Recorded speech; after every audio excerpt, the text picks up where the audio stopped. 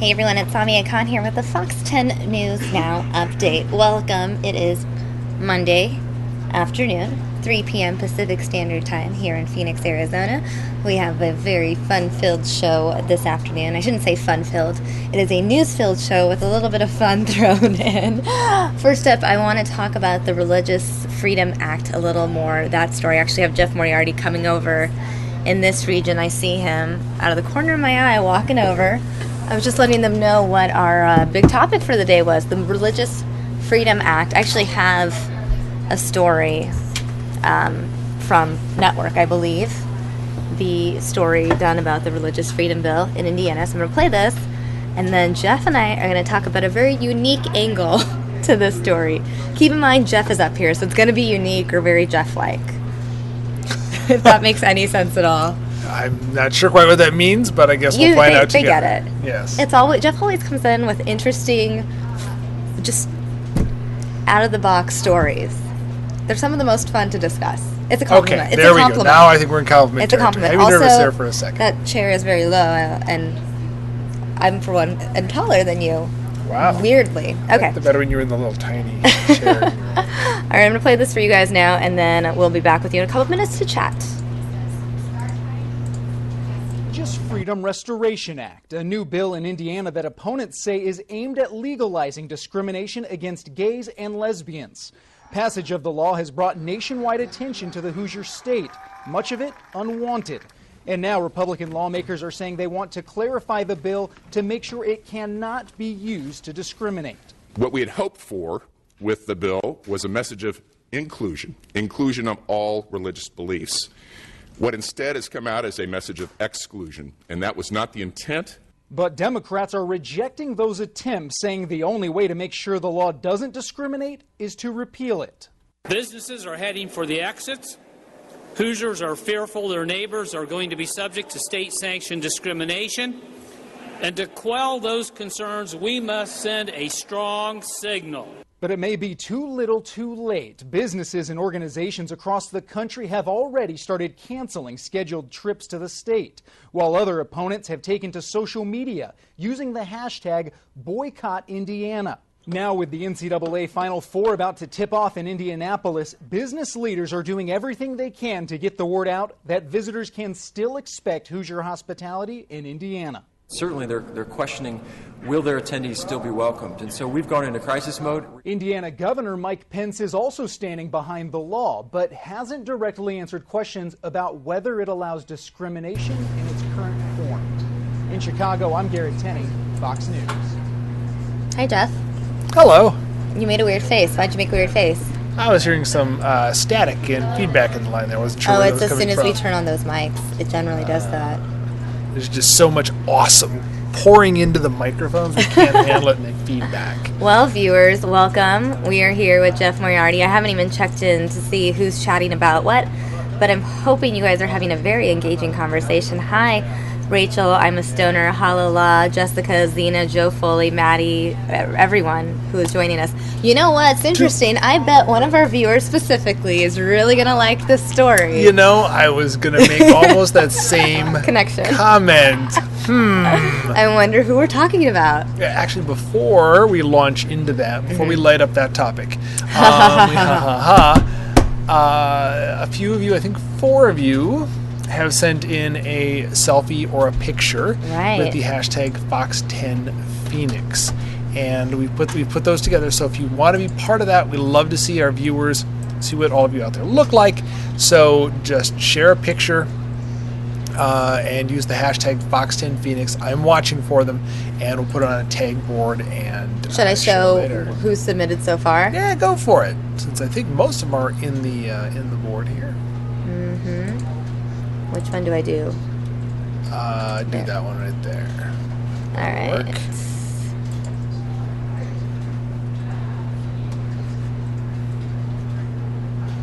That'll work.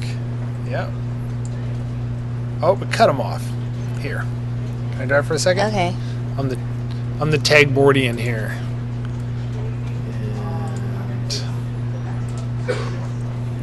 why don't we just show this view? Well, we can do that too. There. All right, you want to...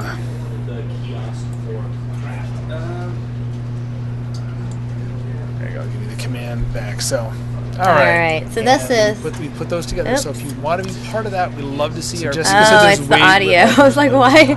I'm hearing you talk. That was crazy. Yes. So right now we are looking at a couple of selfies that were submitted. There's Jonathan Blinn with White Castle cheeseburgers. Yep. Looks like he's having a delicious meal out in Texas. Kayleen. Halala. This is Halala. Oh, it's nice to put a face to a name now. That's why I loved when we do the selfies. Yeah. Because we get that connection. Halala 426. Butterfly Wonderland in Scottsdale. Katrina. Hello, Katrina. We have Kelly. Kel, that would be Kel, and this would be Rachel. Yep. Yeah. So thank you for saying hi. And Jessica, I take exception to that. You cannot have too many Jeffs. That's a physical impossibility. So if you want to be on the tag board, would love to hear from you, see you. Just tweet or Instagram us a picture with the hashtag Fox10Phoenix. All right, back and to keep them the story. appropriate. Because Yes. I noticed that sometimes people send inappropriate photos and they will not be shown on air. So don't do that. Right. And I see enough inappropriate things as it is. So on the internet. Not necessary. All right, well, moving on. We Yes. showed you guys that story about the Religious Freedom Act. I know a lot of you guys were talking about it this morning in the chat box. We went live to that press conference that was happening in Indianapolis this morning, where critics of the bill spoke. Now, I have Jeff here to tell an interesting story or interesting news angle to this controversial issue. Yeah, so the bill in Indiana sort of provides protection. I mean, this is what the backers say it's supposed to do for religious freedoms and religious views. And religious observation, essentially. Correct, yes. So what someone has done, they've filed to organize the Church of Cannabis, i.e. marijuana. And he is saying that part of his religious observance is to smoke pot. And now there are some states where marijuana is legal for either medicinal or recreational purposes. What about Indiana? Nope. Not legal in Indiana. Not legal in Indiana. It is not Colorado. Correct. So he would effectively be doing something that would be illegal, in Indiana as part of his religious observation. Right. And another side reminder that profanity is not allowed in the chat room. So keep it nice there, please. Right, take care of that guy. So anyway, so it's an interesting situation because technically the feds may crack down and say you can't, smoke pot if it's illegal there, but they're not cracking down in Oregon or Washington or other locations. So is this guy actually, trying to make a point? Is he trying to get, marijuana legalization in sort of through a back door? It's a really interesting discussion. Yeah, I think I think he's trying to make a point. Or is he? Well, okay, so let me ask you this. If he's trying to make a point, do you think it's a valid one? That... Is he just being silly?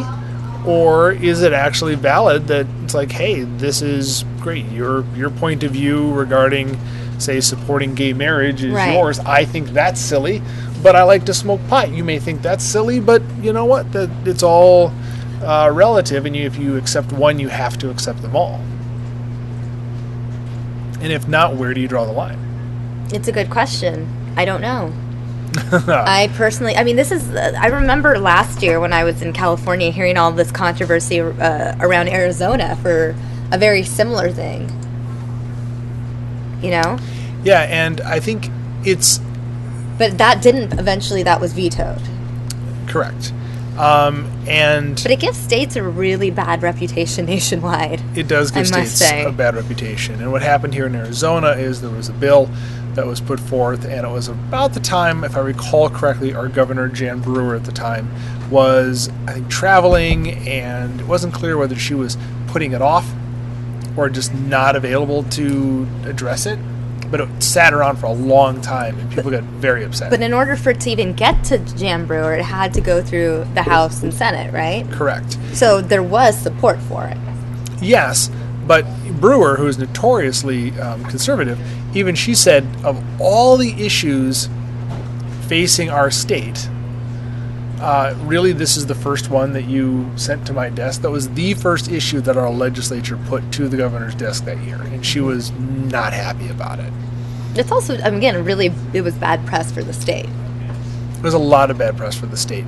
And I kind of get the impression here that what this guy is trying to do is sort of heap this absurdity on top of it. To show them how absurd their law would be? Yeah, and to just make it, I mean, Indiana's already getting a lot of bad press. They've had several companies, I think Angie's List, canceled the building of a new facility there.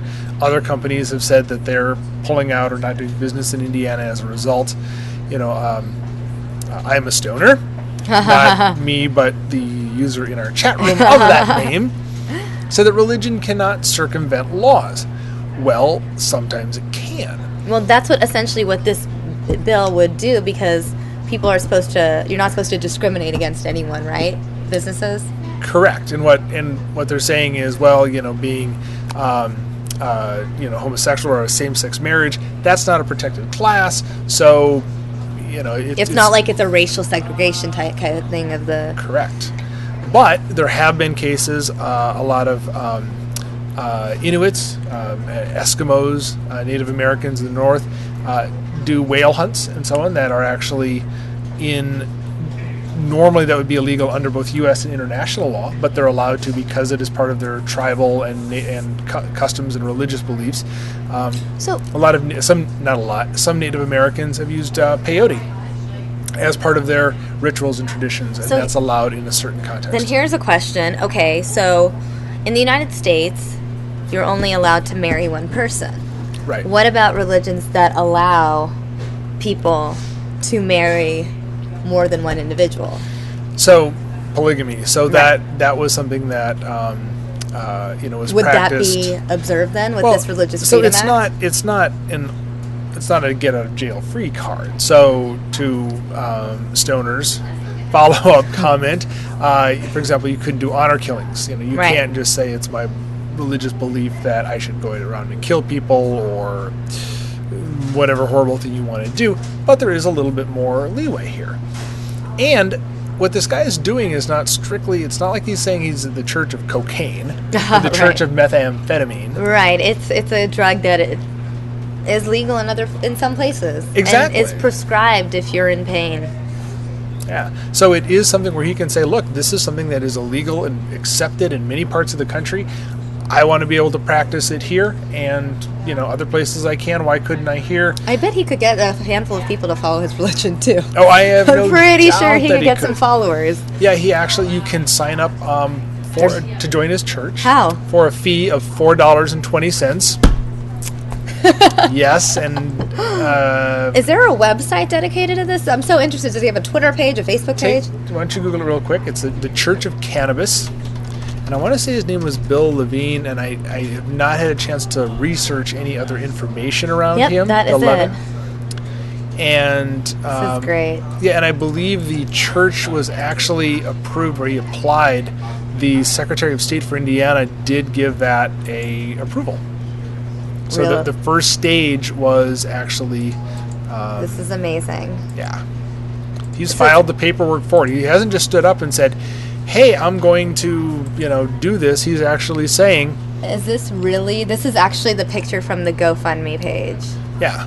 So he's okay, filed let's pull up this GoFundMe really quickly. All the appropriate paperwork. He's just getting... And I think this is just... This GoFundMe that you're bringing up right now is not essential to his cause going forward. But it's interesting. But he's working to raise money. I just want to show people that there is this Canatarian. Right, and he already has a couple $1,000s in support, 114 people. Treat everyone with love as an equal. The day starts with your smile every morning when you get up. Wear it first. These are some good religious principles. You can't really see because it's really small, So we'll just read it for you. Help others when you can, not for money, but because it's needed. These are all great principles so far.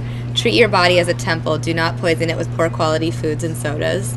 Do not take advantage of people. Do not intentionally hurt anything. Never start a fight. Only finish them. Grow food. Raise animals. Get nature into your daily routine. Do not be a troll on the internet. Oh my God. Yes. Some of our viewers would be in huge support of this. Yes. Respect others without name calling and being vulgarly aggressive. Spend at least 10 minutes a day just contemplating life in a quiet space. You moved it. I was going to use my soothing voice for the next one. When you see a bully, stop them by any means possible. Protect those who cannot protect themselves. Laugh often, share humor, have fun in life, be positive. Cannabis, the healing plant, is our sacrament. It brings us closer to ourselves and others. It is our fountain of health, our love, curing us from illness and depression. We embrace it with our whole heart and spirit, individually and as a group. Wow. So that was Jeff's soothing voice, no extra charge. Wow. But by and large, I mean, this is who would argue with most of this stuff. I mean, it is really,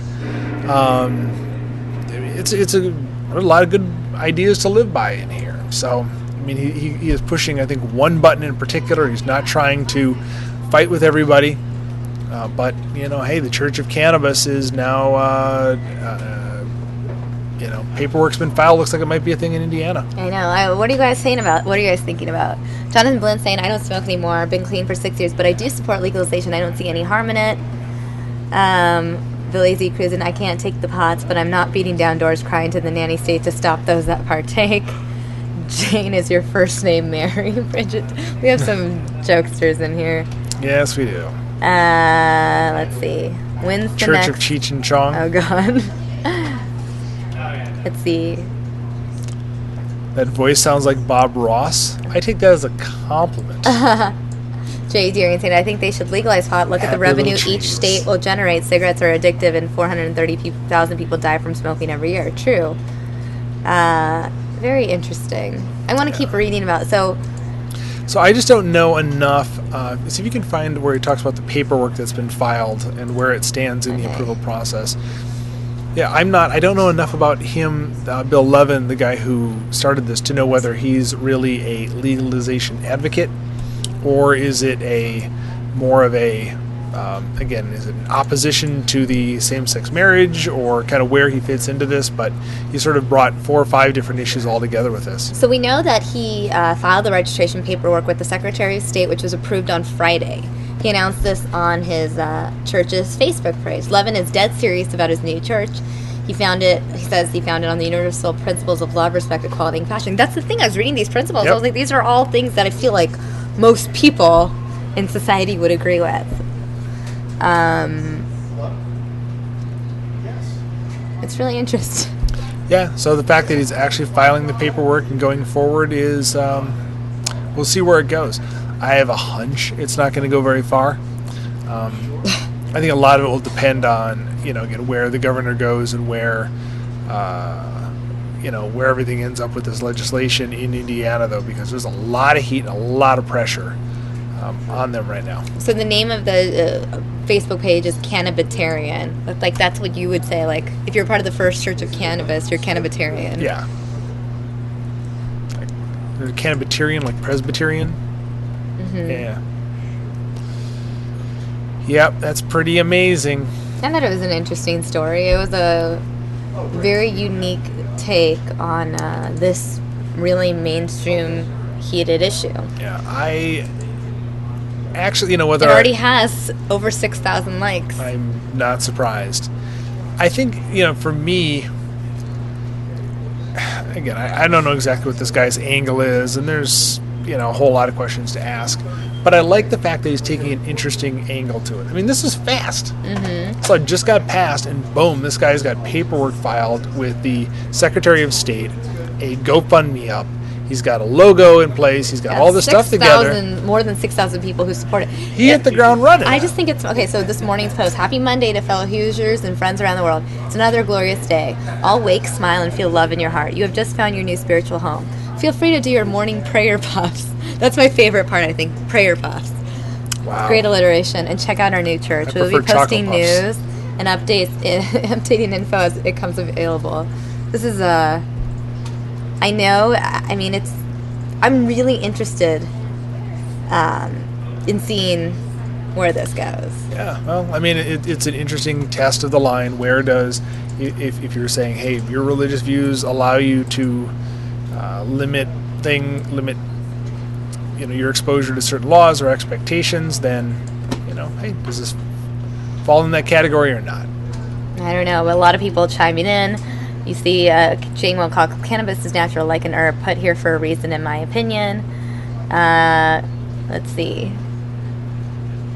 Kel Kohler, if he has a church of weed, what does that mean? Can I start a church of Xanax, or can a drug company start a religion? Cars kill people. Should we get rid of them? Billy Z. Cruz insane. Well, there was a big... Beer kills people. Should we get rid of beer?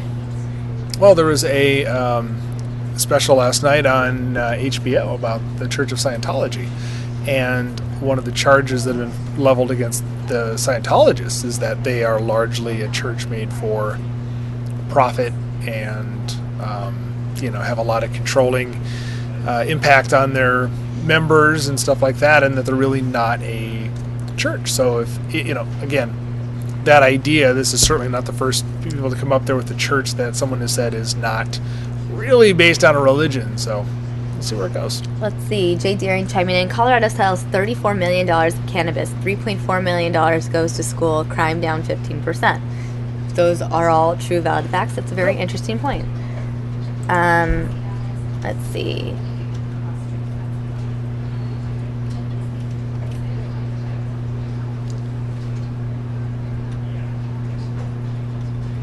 Billy Z. Cruz in 69 is asking, is that law in Indiana just to keep the gays out of their businesses? I'm not sure. Again, this is one of those topics where it's incredibly complicated. It depends on your interpretation.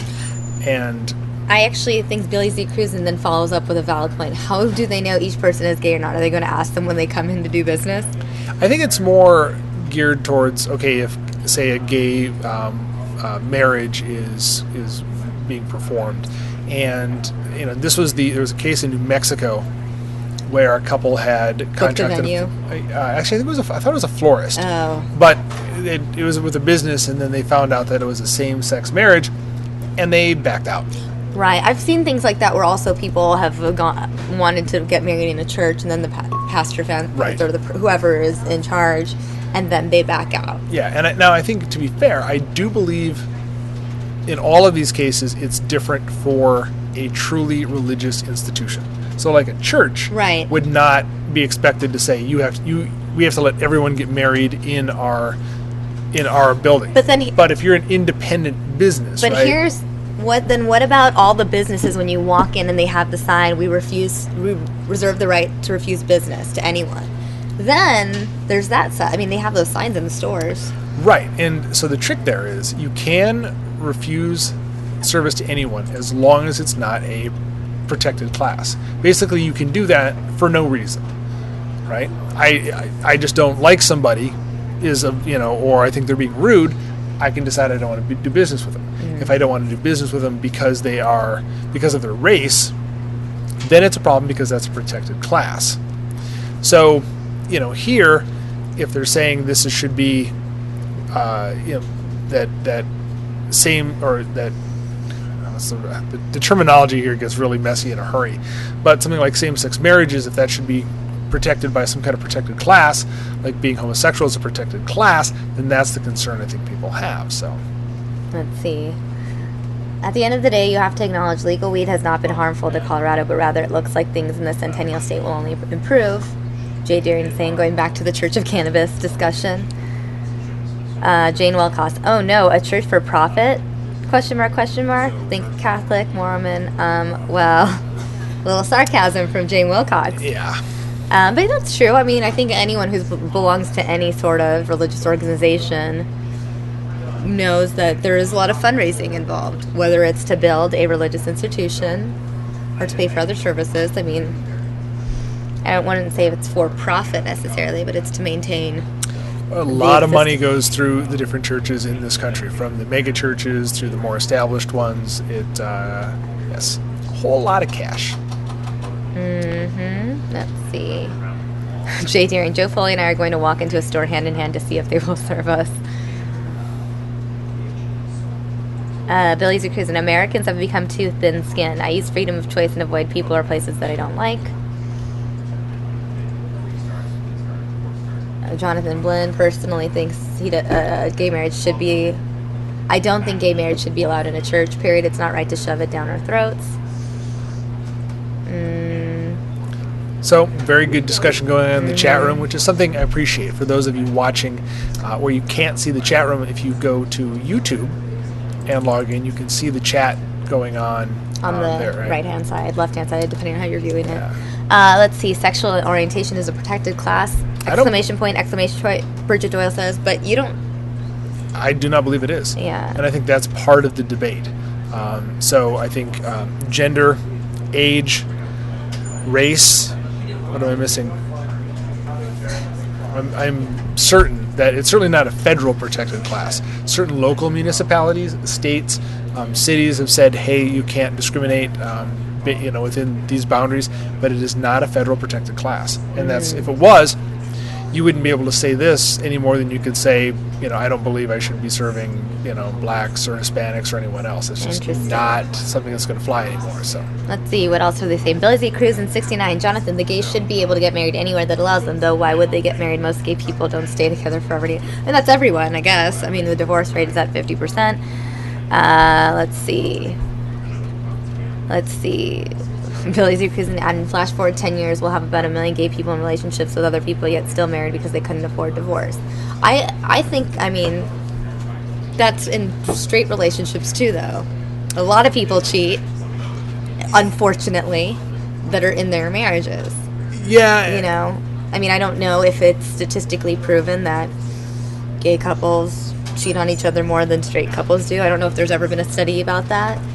I'm not aware that there has been. To me, they're all people. So I would expect the same good things and bad things and problems and ups and downs that every other person has. So I think that laws like this in Indiana create a whole lot of frustration, and I think there's bigger issues we need to worry about. But it was a big enough issue to some of the lawmakers in Indiana, like it was to some of the lawmakers here. But unfortunately, in Indiana, they didn't veto it. So they're going to have an interesting run of it until something happens with that law, or people just accept it and say, hey, that's the way it's going to be. Well, this is Jonathan's take. He says, I don't hate gay people. I actually have friends that are that way. But the way I see it, just keep it to yourself. I think that would be a lot of things, whatever your thing that you're pushing is, whether it's religion, sexual orientation, racial. You could just... A lot of people... to fight for their causes, and maybe Jonathan makes a point. Maybe everyone should just live happily, do their own thing, not cause any problems, and just exist. Well, it's not going to happen, but it'd be nice. Yes, but coming all the way back around to the actual legal topic here, so it'll be fascinating for me to see whether what happens with this Church of Cannabis. And I don't know if he is actually turned down, right? If they say that he is unable to start up this church, and if somebody would actually take up, one of the legalization attorneys would work pro bono and maybe take up his case and push it through the courts in Indiana. And I don't know if that's a possibility or not, but that could again then force the issue around this law. So I will say it would be amazing if... Oops, I have hiccups now. It would be amazing if it got passed and it actually became a real religion. And that would be amazing. Now I'm surprised you're having some problems there, because now that's Pepto-Bismol on the top of your coffee there. No, it's not. Okay. I'm pretty sure that's... I know that Rachel had asked what I'm drinking. Okay, so I went to go get a Frappuccino. I went today specifically because I was in Palm Springs over the weekend. Went to Starbucks and they were advertising this birthday cake drink outside because it's Starbucks' 20th anniversary of the Frappuccino. I guess it was the Frappuccino's birthday this weekend or something. Happy birthday, Frappuccino. That is what it is. The Frappuccino is an Aries, just like I am. If you'd have been listening to Fox 10 News Now on Friday, you would have heard that we discussed that news item. Oh, right. You're right. I was on my way to Palm Springs. Let you off I the missed hook. it. Anyway, but I am aware that it was the anniversary. So of that the means Frappuccino. that means it was born in the end of March. It's celebrating its 20th year. Next year, they're going to be adding alcohol to Frappuccinos because it'll be 21. Lame joke.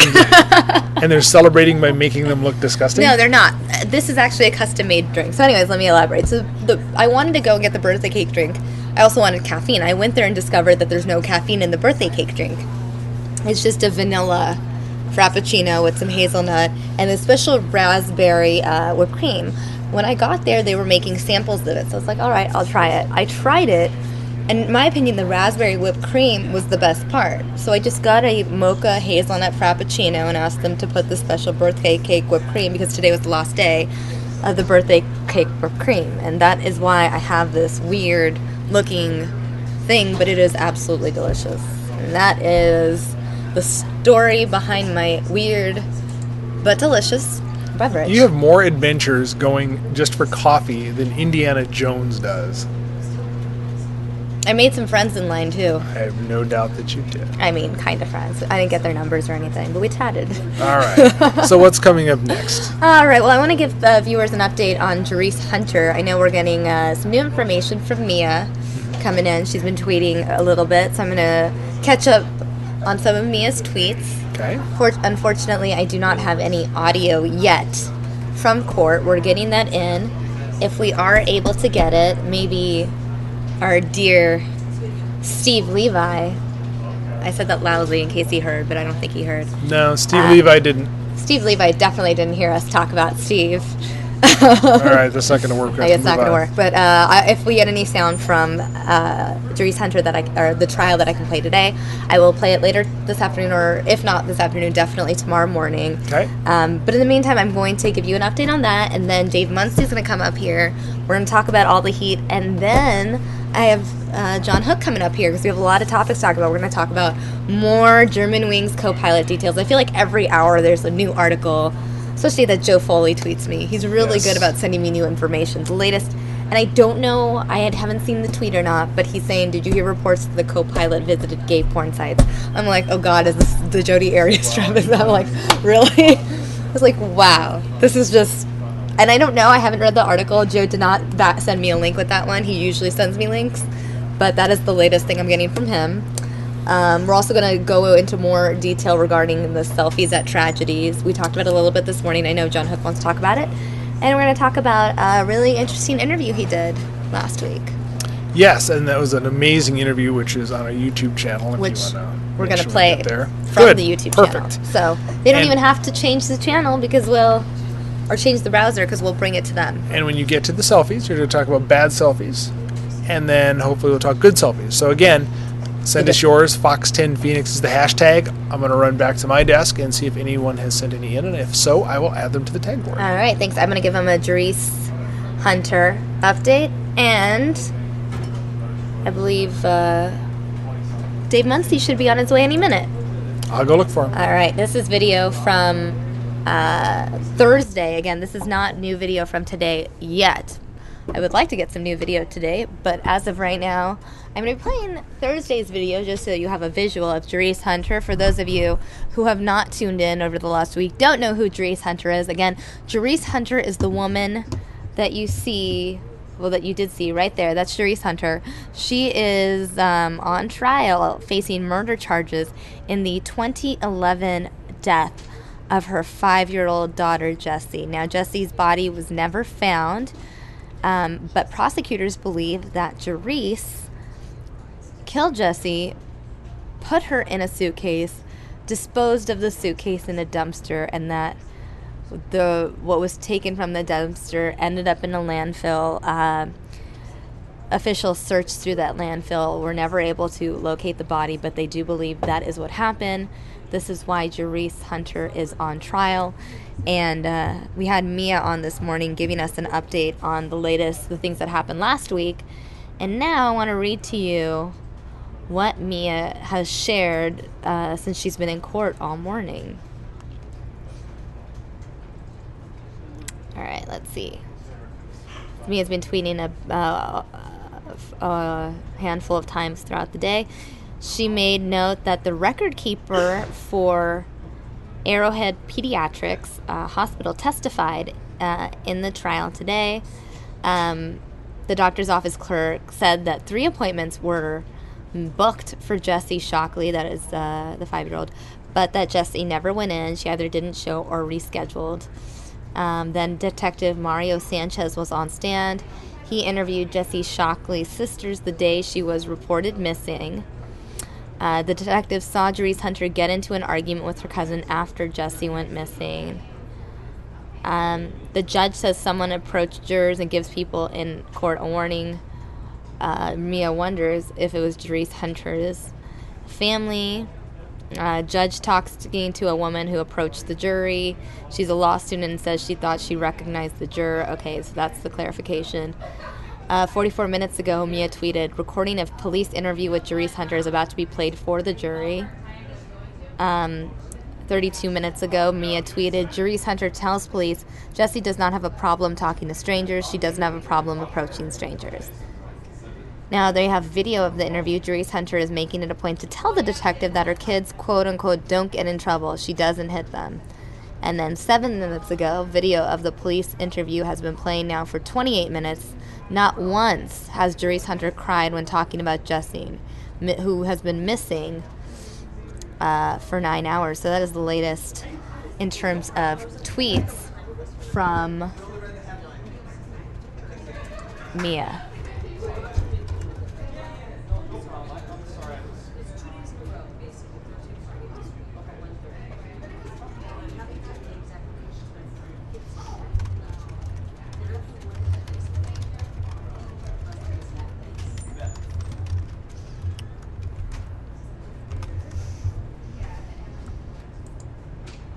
Oh, okay.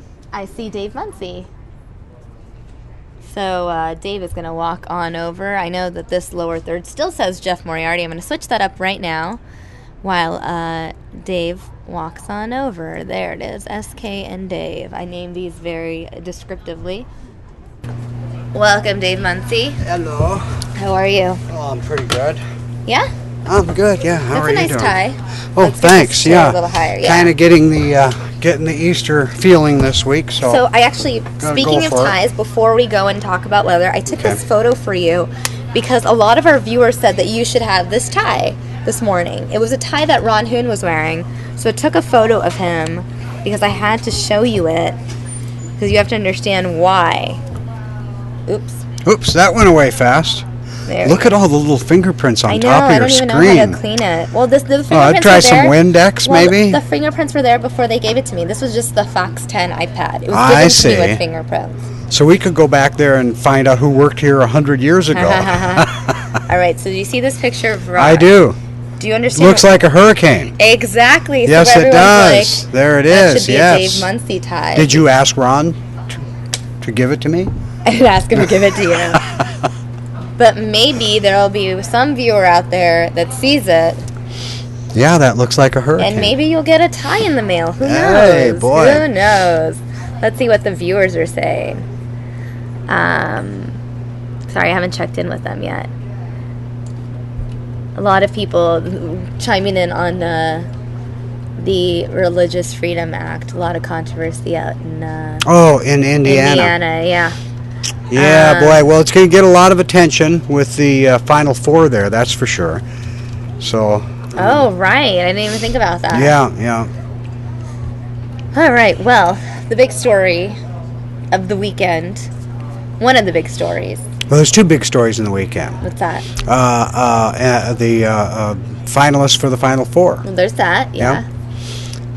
That's it. Oh, no. There was a big story here in Arizona. There's Specifically, more? It's really hot. Okay.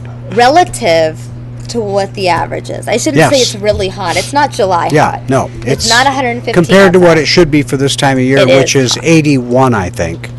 That's the normal high temperature. Aren't we setting records? 80 hot. We did. We tied a record on Saturday. We set a record, beat the record on Sunday. And we're still waiting to see what happens today. The record today is 97, and right now it's 95. So we're keeping our eye on that. It was 95 on Saturday, and the record was 95, so we tied the record Saturday. And then on Sunday, the record was 95, and we hit 97, so we set a new record on Sunday. And we weren't the only ones. I think Yuma had a record. I think Flagstaff had a record. Several cities around the state had record high temperatures on Sunday. Palm Springs, it was like 100 degrees. I feel like they set a record too. But you it was very hot. I know. I didn't have time to pay attention to the weather forecast. I was busy at a wedding. But I'll tell you, from personal experience, it was really hot. Yes, it was. Yeah, and that can be a warm spot over there in Palm Springs. So I understand that. But how'd the wedding go? It was good. It was fun. That's good. Yeah. You catch the bouquet? I didn't. I did not. Came in your direction and you put your hands behind your back, or no? No, it just went to the girl, like the girl not next to me, but the other girl. They still do that. They still throw it out. They do. They do. Yeah. And I was like, oh no, am I going to get it? Oh no, I'm going to get it. I don't want to plan a wedding. I mean, I'm not against getting married. I'm even for getting married. I support it. Yes. And I'd like to. I just think that I am such a perfectionist, and I am, I don't want to say control freak, but I kind of am, in the sense that I don't want other people to plan my wedding. I want to be very actively involved, and I just fear that I will drive myself crazy doing it. So, that being said, I'd rather just push it off until I feel like like, all right. So that's when you're 87 explaining why you never married. That'll be the explanation. Aww, that's so sad. Well, you're going to have to give up a little bit on that, I think, and accept a little help in planning it instead of wanting to plan the whole thing. You know what I would like to see a study of? I would like to see somebody do a study of women that have caught the bouquet and actually were the next ones to get married. Well, what's interesting is my friend who went to this wedding, my friend who got married, she had gone to a wedding in Turkey in August 2013. And of all the people who attended that, she caught the bouquet there. Okay. And of all the people who attended that wedding, she was the next one to get engaged and married. Well, see, there's one. So it's That's proof. one She's case. Actually proof. There you go. That the bouquet, toss thing has some validity to it. Let's see what people are saying. Everyone's saying hi to Dave. Hi, Dave. Hi, Dave. Love your ties. Dave is funny. Let's see. The Finer Four will draw all the gays in. Billy C. Cruz insane. Dave, I heard it's... that's important. I think that... I don't know that that's true exactly. Right. But I think that there's going to be a lot of people in the streets. There's going to be a lot of people there because... They know the media's already there. Well, yeah, the media's there. There's a big event there. I would imagine that at one point or another, it's going to be tough to get into the stadium. These are things that you expect when you have a big event like that, and then you pass a law, when you pass legislation like that as well. So those are things that they should have anticipated, and maybe they did. I don't know. But yeah, there's going to be some protests there, I'm sure. Here's a weather question from Halala426. Dave, I heard it's an El Nino year. Is that true? If so, how can we expect it to impact our monsoon weather? Great question. Well, yeah, I mean, we've had El Nino years before that have turned out to not be what were expected to be, and we've had La Nina years that haven't turned out, and then vice versa. We've had years where they've said there's one and it's been exactly what you expect it to be. My point in what I'm saying there is it's really tough to call these things until they start happening, until you start seeing them happen. As to whether we're going to have a dry season or a wet season, that's really hard to tell. We really just have to almost experience it, because there are very few things other than the fact that we have had more dry seasons than wet seasons over the last 10 years. So you would, by the mere nature of the thing, think that it would probably have a better chance of being a dry season than a wet season. But it's just really hard to tell, even when they're saying that we're going to have an El Nino or a La Nina year. It's really hard to tell. So I'm sorry to kind of hedge on that on you, but it's really hard to define what's going to happen because of one phenomena or another. All right, let's see. John Pershilly has a question for you. Dave, what do you use for metric temperature, centigrade or Celsius? Centigrade. Okay, let's see. Billy Z. Cruz in 69. Speaking of gays, okay, going back to the Indiana topic, women, keep a close eye on your man. I read a story that 1 in 5 married men cheat with other men. Wow. That's an interesting study. And then 2 out of 5 cheat with women. Well, that doesn't make... I guess my first question would be, what are you reading? Yeah. Wow. Maybe you should just get a book. You know. So 20% cheat with men, 40% cheat with women. Are you saying that only 40% are loyal? This makes me sad. Maybe I shouldn't see another anti-marriage. I wouldn't let that affect me by any means. No. Joe Foley saw me. I sent the link. I just saw it. It's weird. My Twitter app is not showing me notifications when people tweet me, so I'm getting a very delayed notification. Let's see. Oh God, now people are chiming in on my not getting married thing. Tiny magical creatures, but it's not the wedding that matters in the great scheme of things. It's the marriage that's important. There you Jessica go. Saying, Good advice. Jessica saying, I actively planned my wedding with people and mine turned out to be a hit and fun. See, now you have to understand, when people decided that marriage was a good idea, man lived to be about 30, you know? So if you were 25 and you got married, it's 5 years. Now it's different. But then I feel like they got married at like 15. When people are dying at 30, you're married by like, very much earlier, I guess. I think most guys would have waited until they're like 28. Let's say Joe Foley, though, on the other hand, says, in this day and age, getting married is pointless. Jane Wilcox saying, I caught the bouquet at my fiance's sister's wedding. I got married soon after to a different man. Look at this one. Wow. Did you hear what Jane did? She caught the bouquet at her fiance's sister's wedding. Then she got married, but to a different guy than her fiance. My goodness. Scandal, but interesting. Oh, my goodness. Lazy Cruz and I was married at 16, and it was annulled when I was 18. I knew I'd never do that again. Maddie Mason saying, I won't ever get married again. Jade Deering saying, I'm happily divorced. 10 years of hell. Wow. Is there anyone happily married? Billy Z. Cruisin saying, they say married people live longer. I don't think that's true. It just seems like people are so... Rachel saying she's not getting married again. But Rachel had a different situation. Rachel's husband unfortunately passed away in an accident. It was not a divorce situation. And I can understand why she would say that, having lost her husband, rather than have him have a divorce or something like that, because that is so devastating. That's there's no reason that if he would have lived, that marriage wouldn't have lasted forever. So yeah, I can understand that. I understand that why you would say that. Fo is saying, I've been married for almost 30 years and I think I will keep him. That's a good perspective. Maddie Mason, I can't be bothered with men. I'm done. Oh, man. Jay Darian, I like money more than marriage. Jessica saying, I got married at 30 and I'm 31 right now. Yeah, well, go on. I had a lovely wedding, a crap marriage. Hello, La saying, my husband and I never dated before he got married. Now married 27 years. We were just best friends. I like stories like that. Jonathan saying, I say, why get married? You can live with someone for years and be just as happy. It's really interesting that Jonathan is saying that no marriage for me, because Jonathan, from what I've gathered from everything that he chimes in here on News Now, he's in Texas and he seems to be fairly, you're doing a profile on this guy. He seems to be fairly religious in terms of, we earlier were talking about religion and, he was, defending certain perspectives that adhere to Christian values. And I think that I would have thought at least that Jonathan would have been for marriage because it's a ideal within Christianity to get married, right?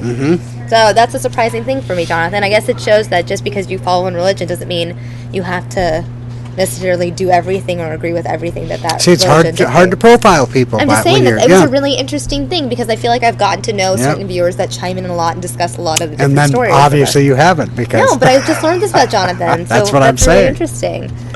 Let's see. See, now that's interesting that you remember him and the comments he's made so much in the past. Well, he just made some earlier today. Now, Rachel, I know. Zena saying married 30 years and very happy. LS married 11 years and very happy. Jonathan continually saying, I don't see myself getting married. He's rather just have a nice beer. The best way to keep a husband is to keep him happy. Billy Z. Cruzan saying, Rachel saying Tommy knows way too much about us. Wow, Joe Foley saying, well, look at the stats. People over the age of 50 have been married. People aged over 50, etc., have been married years. People who get married these days last a few years and then move on. So maybe it's a generational thing, perhaps, and like what is considered the societal norm, divorce becoming more commonplace, or younger people rushing into things or not valuing marriage as much. It's a different... Well, I'm a little over 50. People are... And I have been married for 41 years, coming on 42. And so this year's your 40th year at... And my 40th year at Fox, right? Yeah. Yeah. So you've been here just almost as long as you've been married. Yeah, we were married a couple of years before I started here. Your two longest relationships. Yeah. The one with work and the one with your wife. I know. Two most important relationships in your life. Absolutely. There you go. Billy Z. Cruz, and if you want to stay married longer, go on dates with your spouse. Treat them like you did when you first met, and keep yourself up. You agree? Okay. I mean, going on dates, maintaining your appearance. I think so. Not forgetting. It's it's kind of a don't let yourself go just because you got married. And I think that goes for men as well as women. Right. Everybody in the marriage, you should always, want to look good, look nice for your spouse. It's not like, oh, I've got one, I don't have to do that anymore. John Pershilly saying, I've been stuck on my girlfriend for 25 years and will be happy whether we get married or not. Let's see. Yeah, this is fun. Fellow saying, it seems society is becoming a throwaway society. More and more that goes for relationships too. Not many fighting for the relationship as much. Billy Z. Cruz, and this is a great point, actually. I believe the internet has contributed greatly to infidelity. Tiny Magical Creatures agrees 100%.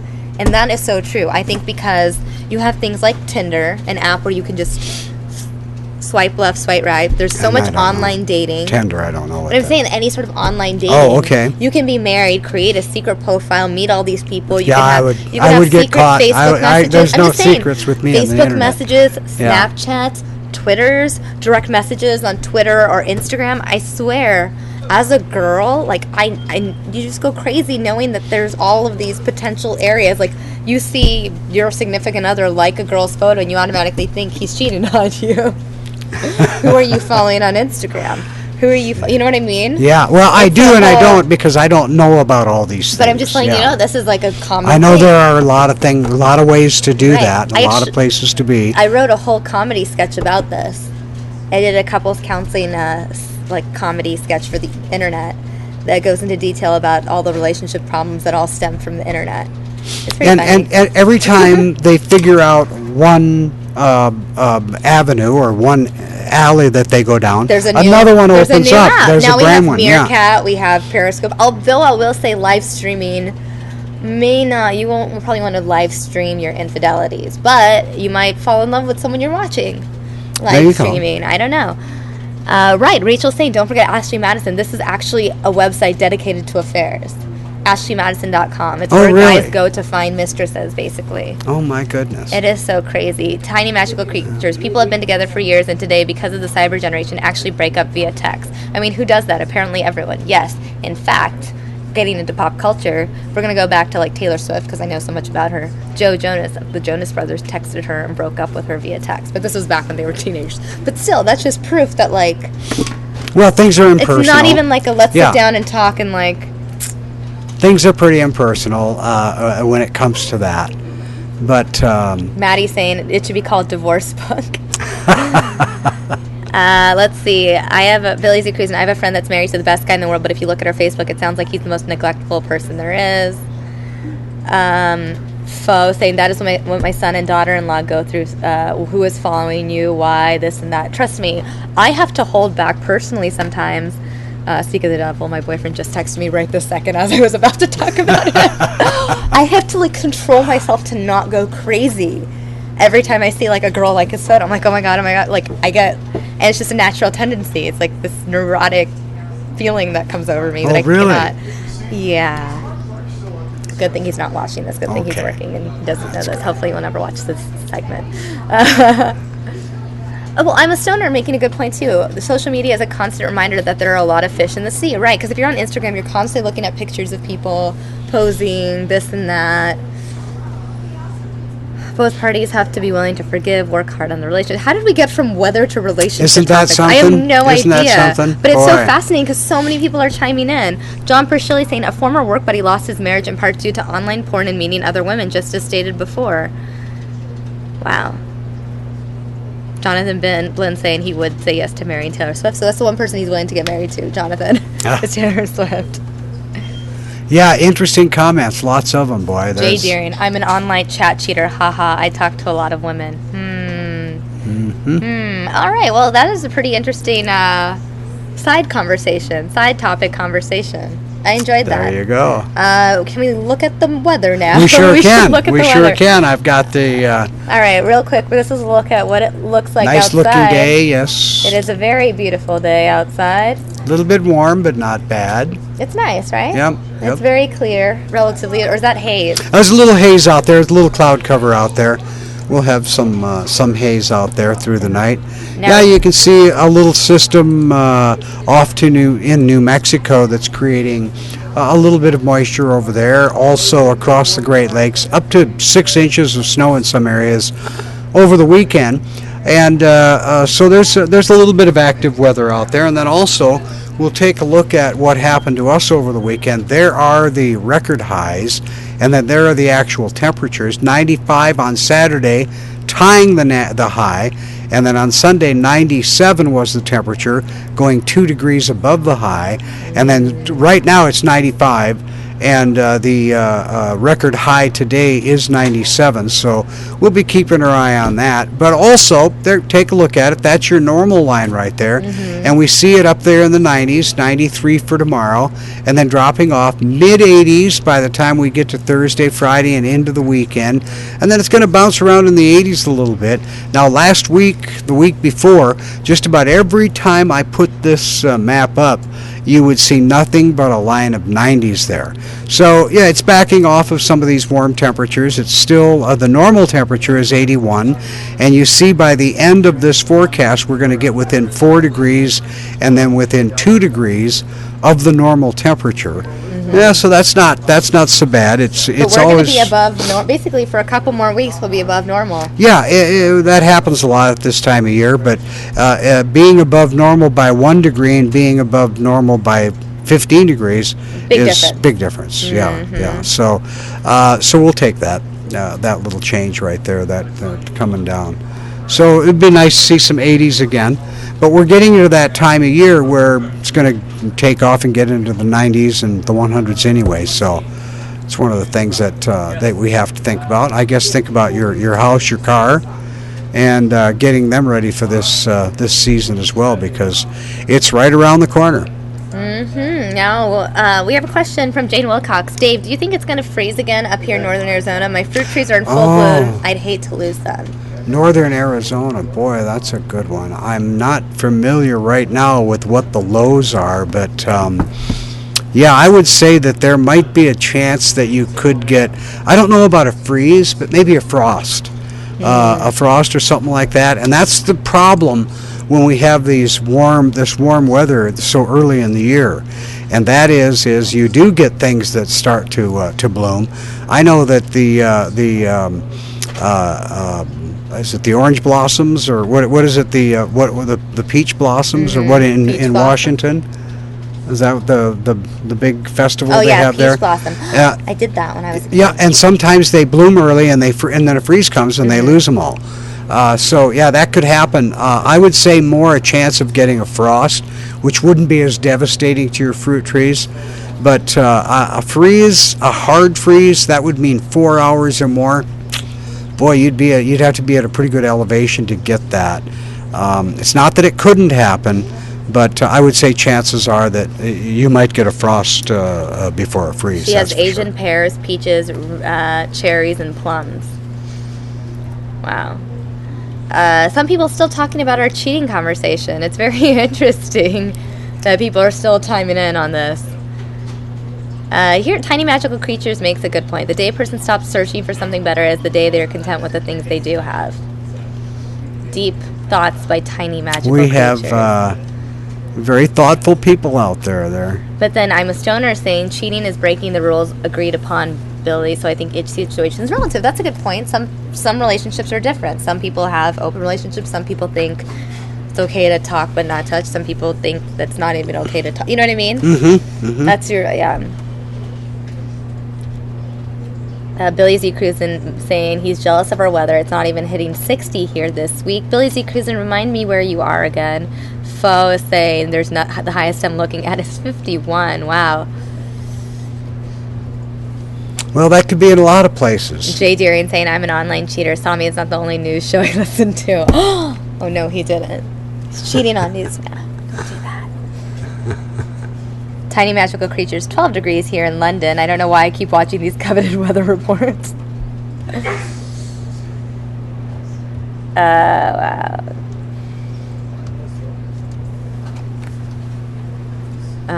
That's really funny. People are saying, Jay, you probably chat with news personalities in every major market. Not cool, Jay, not cool. I thought we had something. There you go. Well, let's see. What can I share with you today? Yeah, let's see. What have you got? I don't have that much. I don't have anything that's... Oh, well, here we go. We have a tornado shelter story. Okay. This is up your alley. There we go. I haven't watched it yet, but I see that it's there in my folder. And since it has to do with tornadoes, it's only fitting that I play it while you're here. Absolutely. Right? There's this fly. Sorry if you thought... Did you see the fly? I see it, but he doesn't bother me. Wasn't that there? I asked him to leave me alone, and he's been bothering me. Don't bother me. Go bother Sami instead. There you go. All right, let's play this shelter story. Tornado shelter story. You can see windows boarded up, pieces of the roof hanging, and orange and red caution tape surrounding Southgate Ripto Elementary. The school took a beating in last week's tornado. It is proof that an EF1 lower 2 did this much damage and demolished 4 classrooms to the point that someone could have died. Luckily, the twister didn't hit until after 6 o'clock at night when all the kids and teachers had gone home. But some parents say another storm could easily strike during school hours. Everybody had the misconception that it would always happen after school hours. May 20th, 13, it was smack dab in the middle of school. And 7 children died because of it.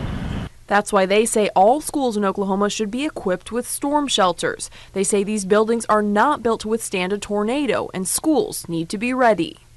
We still have over 500,000 students and faculty unprotected in schools every day. It's not, again, a matter of if it's going to happen, it's a matter of when. After the 2013 tornado killed 7 kids inside Plaza Elementary, parents like Danny Legg formed the group Take Shelter Oklahoma, pushing lawmakers to make storm shelters mandatory in schools. Although a petition by the group didn't get enough signatures, they say the issue needs to be brought back to the table. Last week's storm only further proof that a tornado can strike anywhere at any time. And right now, not all kids in Oklahoma are safe. We have to do more to protect our children. Our children are at risk. The teachers are at risk because these tornadoes are going to come and these kids are going to die, and we cannot put a price tag on our children. Oh no. I agree. I agree 100%. I don't think that when you live in a tornado area in this day and age, in the past, people didn't think the way we think now and didn't have the resources that we have now. But if you live in a tornado-prone area, when you build a school, there's know that would be open to them as well. And that should be not only all of our schools, but a lot of civic buildings and things like that. Especially, I don't think in Phoenix we absolutely need something like that. Mm-hmm. But I think in Oklahoma and places, Texas, and places that experience a lot of tornadic activity, I think the first ones you protect are the children, and it's so easy to do because about 80% of the time, or 70% of the time, they're going to be in a classroom. They're going to be in a school. Mm-hmm. And so, yeah, I say the first thing you build when you build a new school is an absolutely fully dedicated shelter, beds, medical, food, water, and foolproof, down deep enough that it's not going to be affected by a tornado. Shouldn't even be a thought. Shouldn't even be a discussion on it. They should just be doing it. All right, I want your take on this next story. Okay. I'm going to play some video. There's no sound with this video. Oh, no, the video's not playing. Oh, man. This happens sometimes. Some of our videos. You try again? Well, it's not going to work because the way it was exported was, like, corrupt. And it's a Robin Williams story, too. Well, we'll still talk about it. Okay. I mean, that was just going to be some video. But the story was something that we were going to talk about over the video. Okay. So the latest from Robin Williams. You know that there's a controversy around his estate now between his wife and I his saw that. I saw that. That's what's going on. So now that's just too bad. They're fighting over it. Now they've been given, as of today, they've been given 2 more months to figure out who gets what. This comes to like Robin Williams watches, bikes, his Japanese anime figurines, other personal items. And so they have 2 months to figure it out so that they can avoid a court battle. Well, this is, of course, nobody likes to think that they're going to die. But the absolute fact is all of us are going to. And you should, if you have things especially, somebody like Robin Williams should have a will that spells things out without a doubt. Right. Because there's just too much. And I don't care how civilized you are. Right. And people will fight over great amounts of money and possessions. Right. And in this scenario, it's not even a situation where it was sort of a accident and he didn't know. I mean, this is a situation where he killed himself, unfortunately. So it's a situation where... Have things in order. Right, I guess. Now, his widow had filed her claim in December saying Williams' trust was ambiguous about who should receive his loved fortunes. So she agreed that the star wanted his adult kids to share in the contents of the family's estate, the Napa house, but not necessarily in the items he kept in the Tiburon house that he shared with her. He had multiple homes up in the Bay Area. Too many homes. That's right. So with her filing claim, it says that it's difficult to imagine Mr. Williams desiring an outcome where his kids got the tuxedo he wore to his 2011 wedding, for example. She feels like if they took things from that home, it would be her home being stripped of what's already there, and that's the home she lives in. Apparently, Robin Williams' kids then said that, their father's widow apparently refused them access to any sort of family photos, and some of those collections, like figurines, bikes, books, coins, and all of these other things that he had amassed over his lifetime. Memorabilia, not just memorabilia that he acquired in the last 3 years of his life when he was married to this woman, but over the course of his life. Well, that's once again, when you have a lot of stuff, it's always best to make sure that people know where it's supposed to go if you're no longer here. Right. It just saves all this trouble. If this was all written out, there wouldn't be any fighting. Might be some hard feelings, but there wouldn't be any fighting because there wouldn't be anything to fight over. Well, here's interesting. What was actually given to people, Williams' trust, filed by his wife as an exhibit, revealed several generous cash gifts left by Robin Williams, including $300,000 he gave to his personal assistant, Rebecca Spencer, $150,000 to his friends, Brian and Lori Ness, and $100,000 or 2% of his estate to his brother. Interesting. He left another $150,000 to the wife of his late entertainment lawyer, and gifts ranging from $10,000 to $20,000 for different employees. That's really interesting. Yeah, he did. He seems to have had taken care of most things. So, but not, I guess, these little... Yeah, and who thinks about stuff like that? Who would think that they're going to fight about stuff like that? Right. So. I wonder what everyone else is chiming in on. I want to get their take on this. Well, here, going back to the tornado story, Pho was saying, when we were moving and trying to find a house, I wouldn't look at one without a basement, and there are way more without basements than there are. And we have tornadoes and wanted a basement. Let's see. Jay Darian saying the kids should get 50% and then the rest to the wife. Fo saying sad thing is even those without a ton of money, their family becomes nuts over it all when one passes. That's really sad, fighting over stuff. Jane Wilcox is saying. The Lazy Cruisin' 69 saying, although I'm sure the wife got banged, let the kids have the personal items that weren't personal to her. That's a good point. Yeah. That's what I'm saying, that memorabilia and things that they maybe grew up with in the home. Yeah. Rachel saying it makes me sad to think about what kind of anguish Robin Williams went through. Well, yeah, and then you think of the state of mind he was in. He probably wasn't thinking about taking care of his will and things like that. Right, John is saying when you're depressed enough to decide on suicide, these things are not at the top of one's list. Absolutely. Let's see. Jane Wilcox saying everything my parents had is in a trust, and I trust I'm not getting anything. Billy Z. Cruisin' saying, do we know if Robin Williams really committed suicide? I wrote a story last night that was refuting that. I believe that the coroner came and confirmed it was suicide. He hung himself. It was attached to a door, I believe, if I remember correctly, back in August of 2014. So that was our Robin Williams story.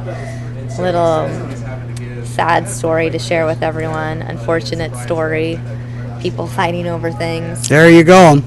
Have you been following this Germanwings story, this crash? I've been following it nonstop. I have. I'm like obsessed with this I'm story. getting to It's the addicting. point. It's terrible. I'm getting to the point to where I say, why weren't red flags going off all around this guy? To me, too many things, too many people had knowledge that they should have shared about this guy, him being a pilot. Right. Well, but the thing is, the doctor wrote notes saying that you should have to be excused from work. He just didn't tell anyone. Well, the fact is, maybe the doctor, maybe there should be, especially for someone in that kind of a profession, right. Maybe the doctor should be writing the notes to someone else. Right, and that's the kind of the discussion now. Should the people in these kind of professions go to certain doctors that know if they discover something, they have to report it? You know, they would, when you were a little kid and went to the doctor, they'd say, I'm writing a note to your mother. I'm not writing a note to you because you don't know what to do with it.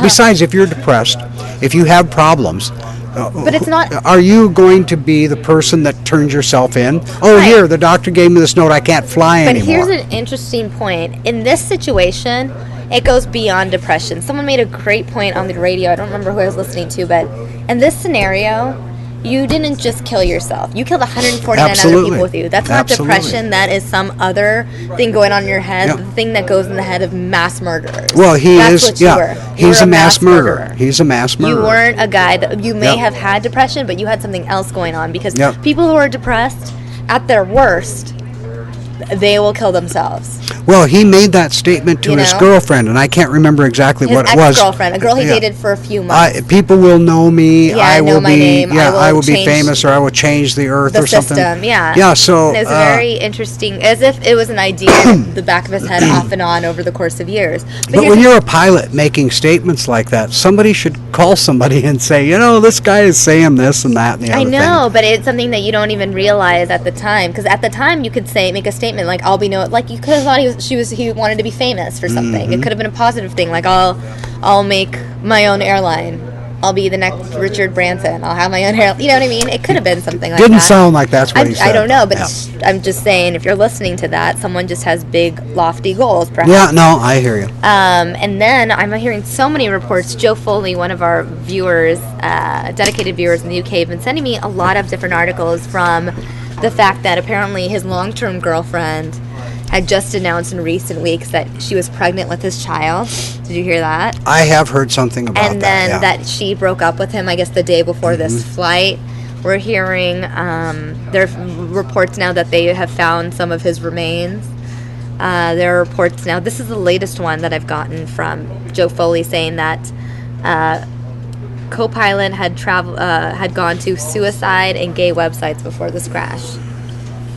So apparently he visited gay porn websites and sites related to suicide, investigators have relieved. He was also fearing losing his sight and was suffering from depression. Well, depression is something that those of us that don't have it don't understand. And how could we? So even when they explain it, it's hard to understand.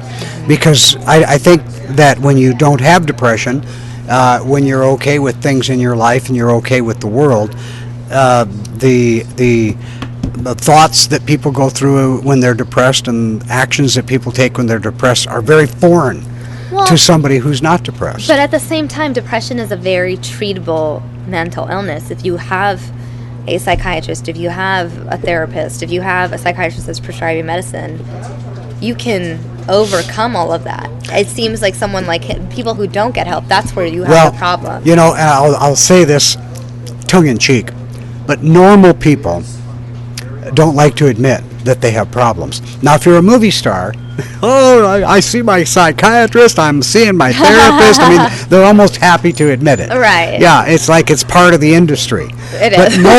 most people, you and I, we don't like go around saying, I'm seeing a guy because I'm having a lot of problems and watch out for me. You know, I mean, a lot of us don't share that information. So it's not, it's a decision that you don't take lightly.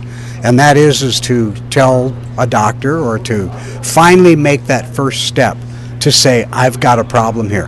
I think any addiction, any problem that people might have, whatever it might be, that first step, alcoholism or whatever, that first step is the toughest step to take to get help.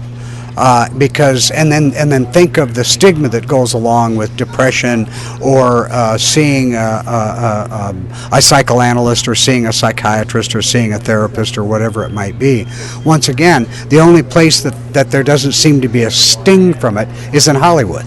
So you know they take their therapist to dinner every night, whereas the rest of us don't readily admit that that's a situation in our lives. Well, here's something interesting. If we continue to read viewer comments about this topic, Billy's Recruisin saying you can't always tell a person is truly depressed because people have a way of hiding it. Jonathan Blinn saying no, people with depression won't openly discuss it. Only in few rare cases will they. Depression is a terrible illness to have. As well as anxiety. Jonathan Blinn chimes in. Rachel saying, when suicide affected my family the day of the viewing, the psychiatrist called to confirm a suicide to put it against the stats for the rep of the doctor. Lizzie Cruisin saying, before I got on antidepressants, I would wake up and cry for no reason, but no one else ever knew I had depression and anxiety and disorder. Tiny Magical Creatures chiming in. I agree with Dave Muncy. This has dominated everyone's thoughts. He has become a mass murderer, and part of me believes that he knew what he was doing. Forgive me if I'm wrong. I don't think you are. Billy Z. Cruisin saying, I'm too vain to ever think about killing my cute self.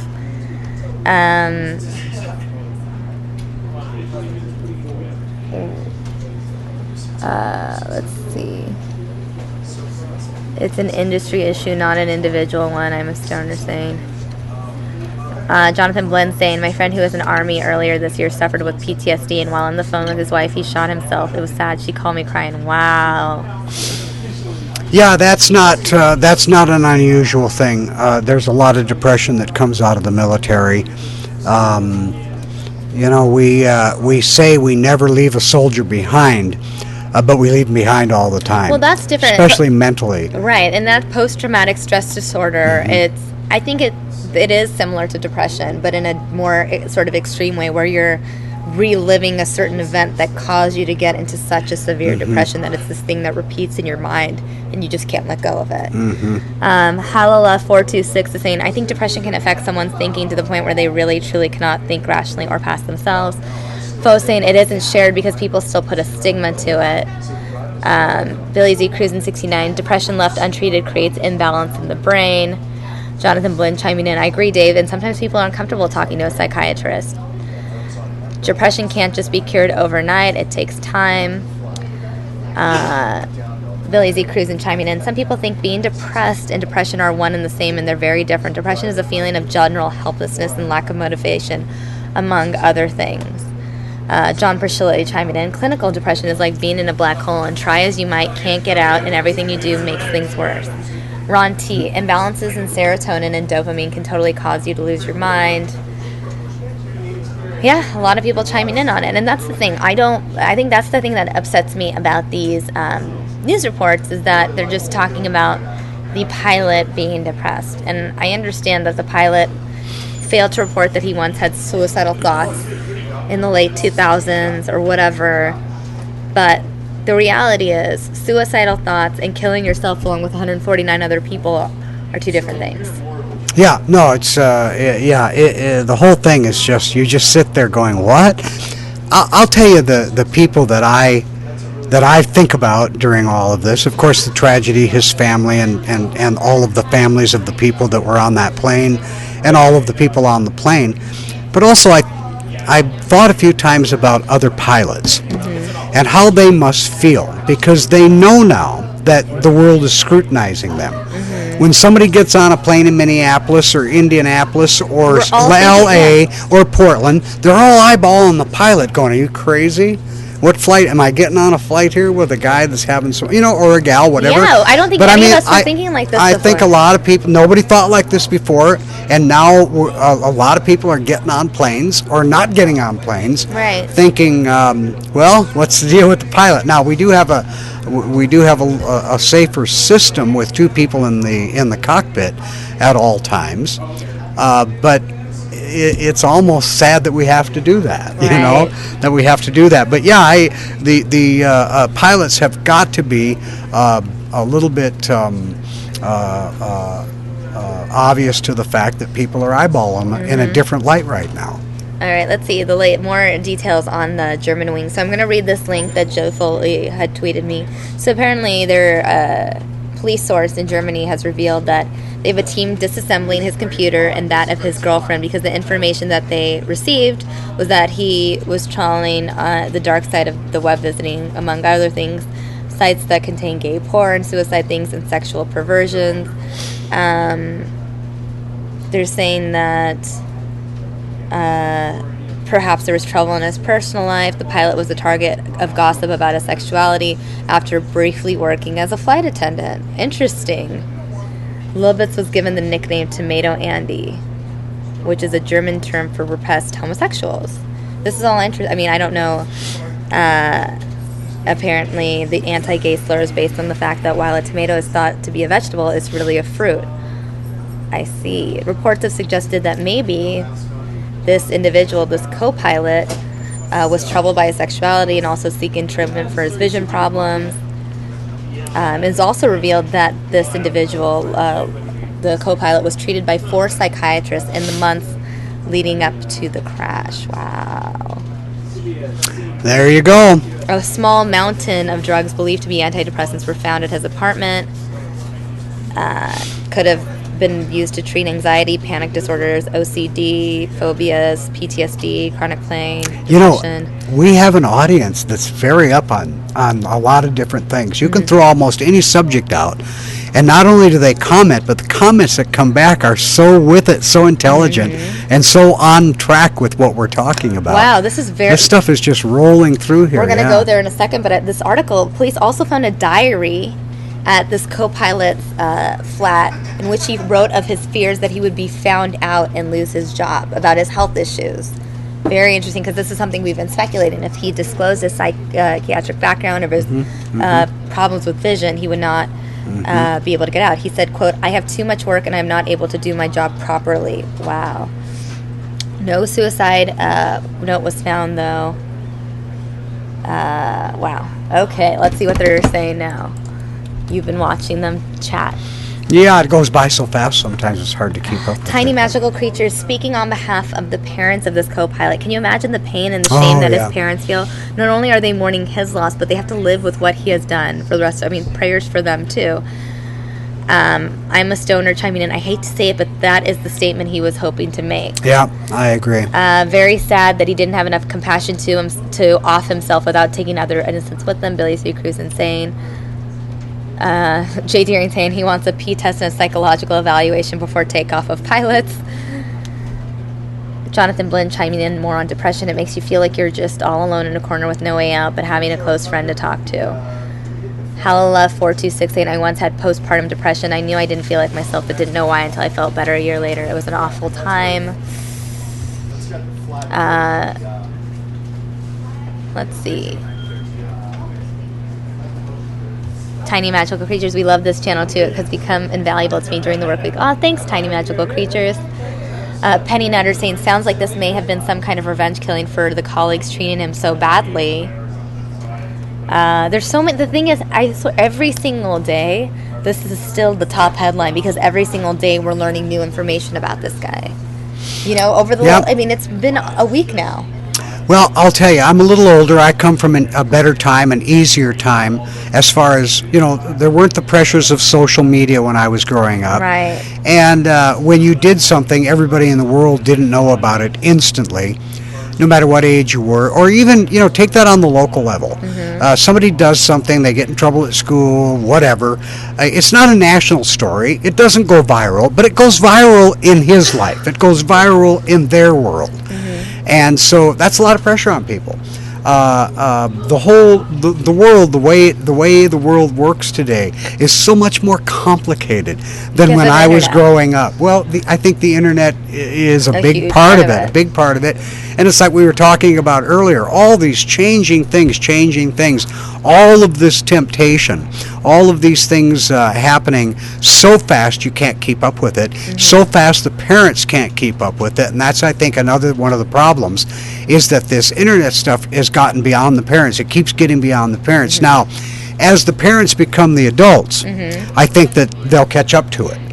But but parents from my generation and a generation beneath me, they're having a tough time keeping up with their kids. These kids can hide their Facebook page under layers of other things. Right. I would never be able to find stuff like that. So I think as the kids that are kids now become parents, and that happens a couple of times over, we change generations, then they're going to catch up with they're going to know they're the ones that were doing it. But there's always new technology coming out. I mean, I grew up They'll in catch- grew yeah. up in the internet generation, and I easily could maybe have Yes. a child in 5 years, Right. but I could easily also see new apps developing, new technology that I'm not. And that'll always be a generational thing. Yeah. But I think that as out of hand as it is, as unfair as it is now, they're catching up, but the relationship between the kids and especially their older parents and the computer is not a fair one. Right. The kids know a lot more about it than the parents do. Now, like I say, as the generations change around a little bit, the parents are going to know as much about it as the kids do. There are always going to be new things that are going to challenge the parents.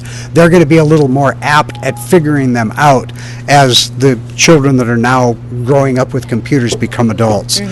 So I think it's going to take a little bit of that edge off.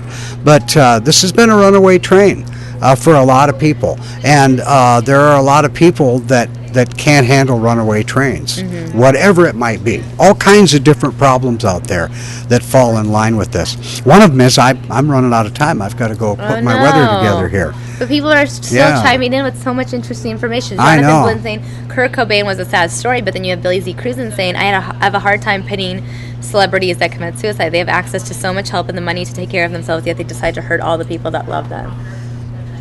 Jay Darian saying, how about the Florida captain that had a breakdown on the flight and the passengers had to restrain him until they landed? Wow, I don't remember that story.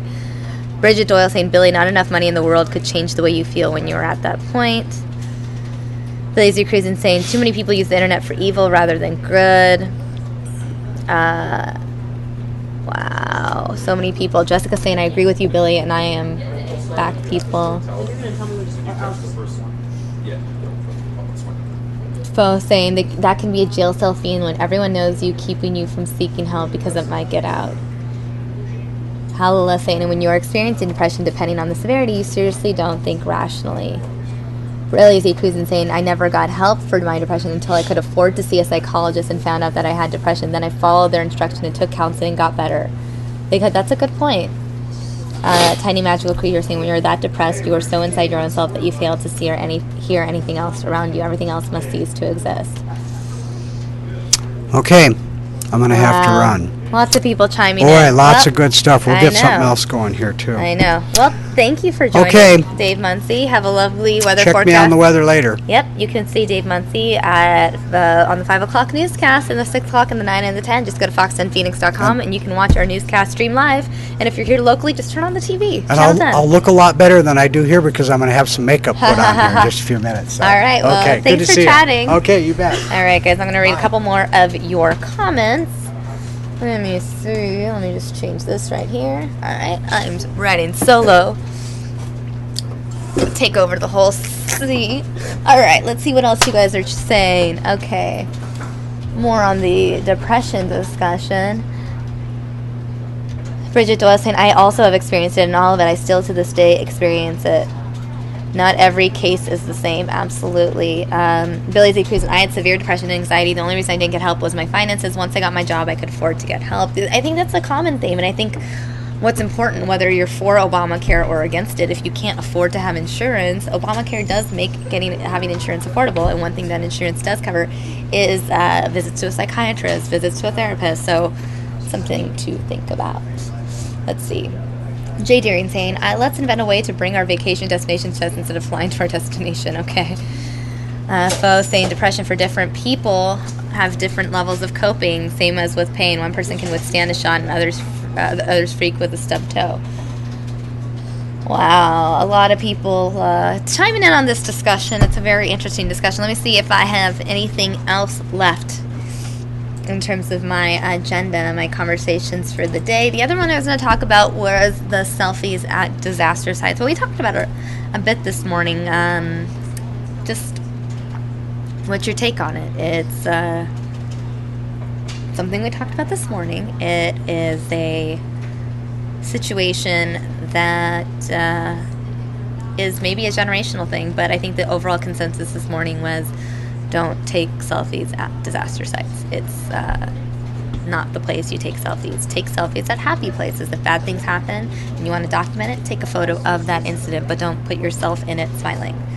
Whether people adhere to that or not, that's their individual choice, but the people that have been taking these selfies, for example, out in New York at the site of that burned, demolished building, definitely being looked at with a questionable eye. So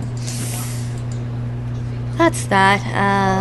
Angela Prince saying it's disrespectful. Billy Z. Cruz and Tommy, do we find out what the chase suspect did wrong to begin the chase? I haven't found out, but you know what? I'm going to look for you right now. Stand by while I get my Google on. Let's see. All right, suspect leads police on a wild chase. This is information coming from Fox in Houston. Now, a suspect leads police on a chase at high speeds through school zones and through residential neighborhoods in North Harris County in Houston. Chase ended on foot when suspect stormed resident home. Unfortunately, I do not see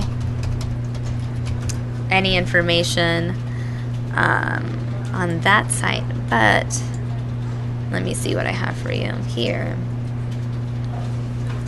I was a chase suspect, and yes, this individual, 41-year-old man, was wanted for burglary of a motor vehicle. So that is what we learned. The chase went on for a little over an hour. Started around 2 o'clock in Houston, so that was about noon here. Started running on foot 3:09 Houston time, and then went into the house. Then we watched as police surrounded the house. Eventually, police entered the home and took the man into custody. So that is the update with that story. Billy Z. Cruisin'.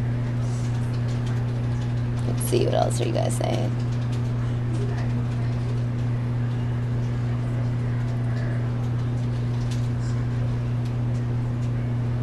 I'm a Sooner. Tell us a wedding story from this week in SK. We can end on a happy note. All right. Well, as you guys know, one of my very close friends got married this weekend.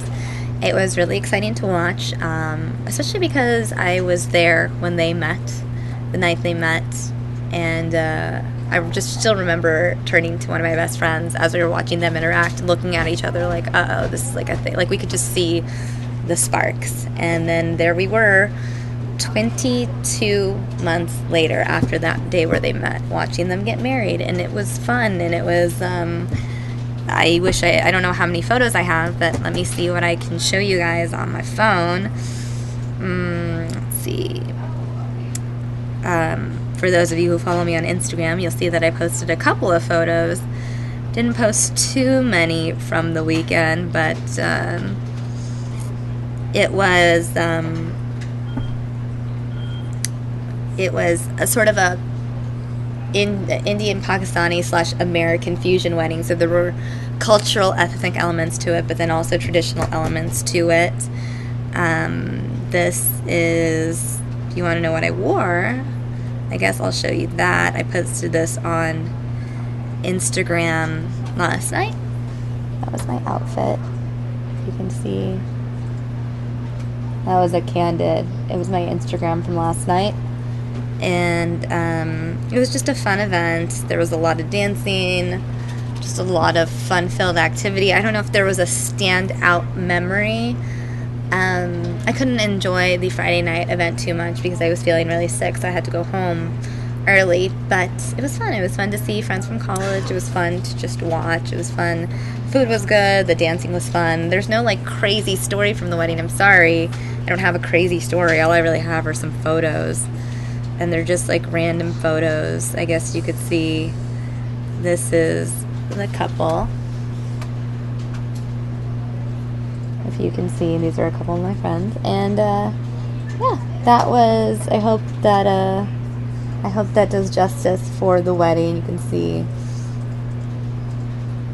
it's a wedding. So it was a fun wedding. That's all I have to say. There was lots of dancing. I have videos of all of that. And it was beautiful. It was really well done. It was out in the state, out in Palm Springs, and everything worked out great. So there are your answers. I'm a stoner. It was fun. That's all I got to say. Let's see what you guys are saying.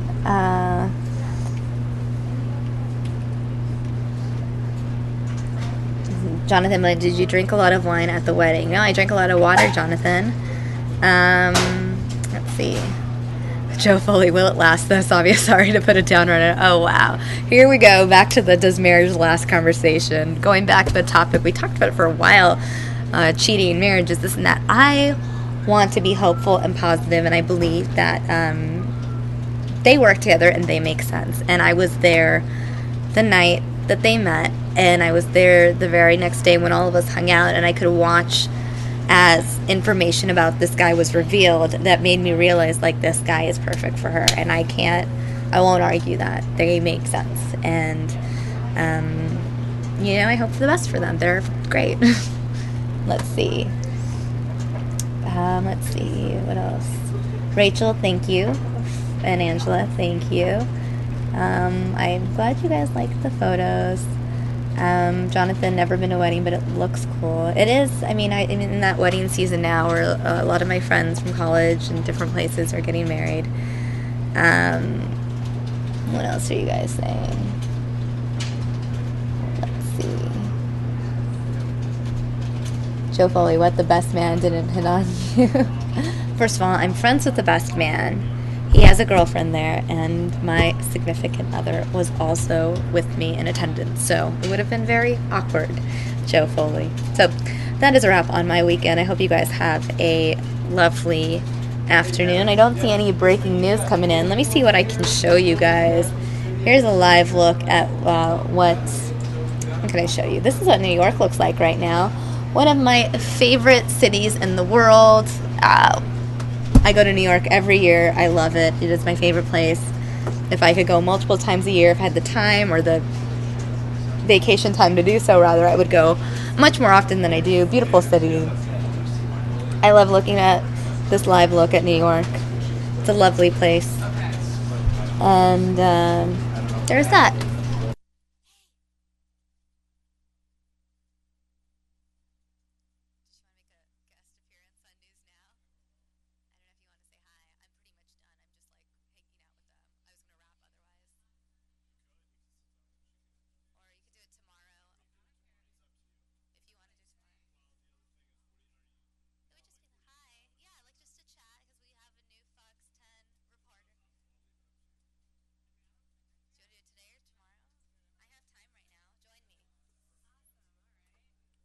Look rough right now, but oh well. She's showing me Times Square. So is this? Oh wait, okay. So whoa, this is cool. We're gonna be on now. Say hi.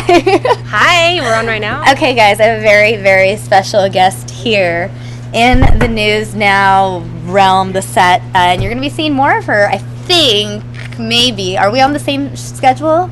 Courtney's going to be early morning. Morning, yeah. Late morning. Okay, so you're going to be doing the morning show, Courtney. Yes. Okay. Yes. So I might be reporter. able to have you on the show in the mornings a couple of we times. can chat it up. Yeah, so you're going to be waking up really early. She's yeah. the newest addition to FOX10, making me now not the newest, which is great because I was like, oh, I'm always the new one. Oh, so you were the last I was one? the last hire. I Okay. started in November. Okay. Courtney, I want to just learn about you. I didn't have time to chat with you this morning because I was kind of preparing for our morning News Now broadcast. We had a lot going on. But now that I have some downtime, just kind of hanging out with some of the viewers.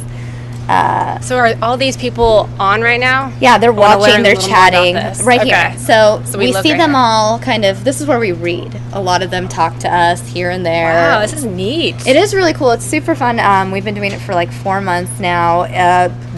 Every day, I think at the end of the day, thousands of people, when you go back and look at the YouTube counts, thousands of people tune in every day. And so big it's audience. It's a fun project. Worldwide. It is a fun project. I feel like, I don't know. Let's not talk about news now. Let's talk about you. They know what Okay. it is. Yes. Okay. So, Courtney, introduce yourselves. Where did you come All from? What's right. your story? Yeah, well, my name's Courtney Griffin from Arizona, so happy to be home now. Where in Arizona? Scottsdale. So I went to Horizon High wow. School. Yeah, That's so exciting. Horizon all the way. Cheered there, just kind of did Desert Storm competitive cheer here as well. And then I went to U of A. Nice. Go Wildcats. Oh, wow. Yeah. Got my first job in Grand Junction, Colorado, Okay. small little town. Yeah. And yeah, there I reported, anchored, produced. Did you have to one-man band report? Where you just shoot and edit your own stuff? Yeah, did my own live shots with a backpack and all that. So basically went through everything you could go through You at had to. that station. That's paying your dues. And also, it's interesting because it's those first markets where you have to do the most and get paid the least. Oh yeah, which is I what I felt mean? like I was like in an internship. Like it was just no money and Right, and our that's lives actually the most revolved. work you'll ever do in terms of the number of positions Oh yeah, you'll have. it's true. But it was a great time, and we were all fresh out of college, so it was good. Lots of people saying hi to you. Jay Hi. Daring, well, hello, how are you? And he's showing muscles, so I think he thinks you're. This is cool. You can Jonathan see him Blinn, immediately. she's beautiful too. Samia, you're both beautiful. Aw, thanks. That's sweet. She's wearing my favorite color, green. Hi, new Greens lady. for spring. Me, my, everyone. Hello, Courtney. Oh, Says she was a Angela. cheerleader too. Rachel, Rachel's one of our loyal viewers out in Glendale. Never misses the News Now update. I feel like it's one of those things Loyal where you can viewers. watch on your phones and you never, ever have to leave it if you're addicted to it. Yeah, and you can just pull the website up and you guys are right on top. Yeah, that's cool. true. We're there on Yeah. fox10phoenix.com. So, okay, local girl, you were in Colorado. In Colorado, yeah, and then I went to Myrtle Beach, South Carolina. Oh, okay. So that was definitely a change. Yeah, all the way out on over. the East Coast. Yeah, so East I'm Coast. assuming you had to cover hurricanes. Yeah, well, we didn't have any, but Really? we had one that kind of came close. So I was Okay. out on the beach for that. But it was crazy because the surfers, that's the best time for them Yeah. because it's like huge waves and stuff. Right. So here I am reporting on almost a hurricane. There's Right. like surfers in the ocean. Like, yeah, we got some surfers back here. They're cool. They're all right. So yeah, we had that. Southern people were really nice. Had some fried pickles. Didn't even know about that until I got out there. So fried pickles and tomatoes are one of my faves now. Lived like a mile from the beach. So yeah, it was Nice. definitely nice, very different, obviously, from Right. Colorado or Arizona. And there I was a weekend morning anchor, and we started the show, so that was kind of cool. It was like Yeah. my little baby. And So then I you're used to reported- the early mornings then. yeah. But I reported also during the week, day side. right. So it was like 9 to 6. So you were kind of like Ty over Yeah, here. yeah, he does Right. both. Yeah. So did that, and then now I'm here. Yeah, welcome. Home sweet home. Were you yeah. always trying to get back to Phoenix? Was that always sort of the goal? Yeah, definitely, because my family is here, and this is the best station I'm just going ever. to assume that you grew up watching Fox 10. Oh, I did. Yeah, no, definitely. My family and everybody. So, yeah, I'm really excited. This is my first day. I'm learning everything, getting Yeah. the passwords and all that. The passwords are important to get into Oh, things. yeah. Are So you? it's been a lot of fun. What are some of the stories you like covering, or what are the topics that interest you most? That's a tough one. I love crime. I don't know why. I Oh, really like it. Yeah, but when you do too much of it, you're like, okay, I need a light, fun story. Well, that's the thing with the morning show. You tend to do both because anything that does happen overnight or in the morning. I noticed that some of our morning reporters are sometimes on the craziest crime stories, but then sometimes they're at something really fun where they're interacting with animals, and it's Yeah, I guess a little bit of both. Yeah, I'm excited for that. So we'll see. But yeah, I like animal stories a lot. Those seem to get a lot of attention. Yeah. And Real quick, viewers, I know you guys can chat with us here. If you guys have any questions for Courtney, feel free to ask them. There's like a 30-second delay, so I'm going to let them know now. While She likes fried pickles. I saw someone say that. They're so good. Let's see. Courtney is a great name. John Pershilly. I taught at Horizon High School for 17 years. Wow. Yeah, that's so What crazy. did he teach? I'm a stoner saying don't wear green in the studio or your clothes could disappear. That's true. That's a good tip. That actually happened to me in Myrtle Beach. I had to put on a white jacket last minute. Like, oh, oops. Yeah. Oh, those are pretty flowers. Yeah. Let's see. Joe Foley, I'm sure Courtney will give me brownie points just for being English. Joe is watching from the UK. Ooh, yeah, we have okay, viewers wow. from all over. See, there it is. I love fried pickles. Have you had fried pickles? No, but I've had fried tomatoes. I just had it when I was out in New Orleans a couple months ago. So good, They right? are good, Yeah. I mean, fried everything. When I was working in Bakersfield, I went to the Kern County Fair, and I had a deep fried, not Oreo. Oreos are common. A deep fried I really want to try that. That was the greatest thing I've s'more's ever my eaten. favorite. Deep fried. See, I'm not a huge fried person, but with the pickles, I'm telling you, something else. I haven't So had good. it. I should try it. Yeah, you got to try it. Let's see what they're saying. Why did I know she was going to say crime? I like crime. 48 hours every night. Forensic Files. Rachel Favorite beer. Let's see. Guinness. I wish I could have blonde hair like that. It doesn't agree with my skin. Courtney, what's your favorite beer? I knew it was Jonathan B. Scott. Jonathan loves beer. He likes beer. I like beer too, Jonathan. Yeah. I'd have to say deep fried coffee. I don't even understand that. No, I don't get it. How do you deep fry coffee? Like a bean? Could you do that?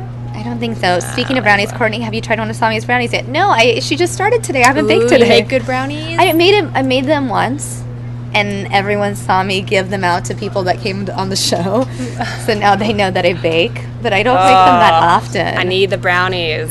Yeah, I love baking. I love baking. The problem is when you bake, you end up having a lot, and you end up eating it all unless you give it all away. I know. That's the issue. So you just got to bring it into the newsroom. Everybody will pick at it. I make coconut oil cookies, chocolate chip cookies. It's so good. But it's different because it's coconut oil? Yeah, because there's no butter, so it's technically healthy, right? Yeah. But does it taste like... Oh, no. You can't even taste the coconut. Difference? Yeah, so you can't taste it. It tastes like a regular cookie, but it's so good, and they're fluffy, and... Yeah, before I left, my last station was like, you've got to bring those in. And I think you should bring them in as a, hello, everyone. Welcome. I will. Maybe I will. So how long? So when do you start your morning shift? I believe I start that on Monday. So this week you're just doing the training. You'll be here dayside. Yeah, so I'll be here all day. And then, come Monday, it'll be the early morning shift. So I'm excited for that. That is really exciting. The morning show people are great. I love the morning show. Super fun show. Everyone's really nice. It's nice. I mean, I work with them on the morning stuff that we do here. But what else they saying? Coconut oil. Do you like CSI Miami? Jonathan wants to know. I've only seen that like once or twice. Coconut oil. Rachel wants the recipe. Yeah, I got it on Pinterest. Oh. Yeah. What's your favorite? I mean, now we are talking about the internet. What's your favorite social media app, site? There's so many out there. Which one do you tend to use the most? I don't know. I'd say probably Instagram. I'm on a lot. Yeah. Or Facebook. I kind of like the Facebook still. Still? Yeah. I know Twitter is a little easier and quicker, but Facebook, I feel like you can connect more with more people. I mean, there's more people on Facebook. Yeah. And I think that in terms of the viewers, most of the viewers are on Facebook because I feel like everyone's on Facebook. Yeah. A lot of them still resist joining Twitter or Instagram. Some of the viewers tell us they only join Twitter because of News Now. We tell them find us on. Oh, really? Yeah. What's your favorite? I'm on Instagram. I'm a big fan of Instagram. It's the one that I try. I think I go on the most and I update the most.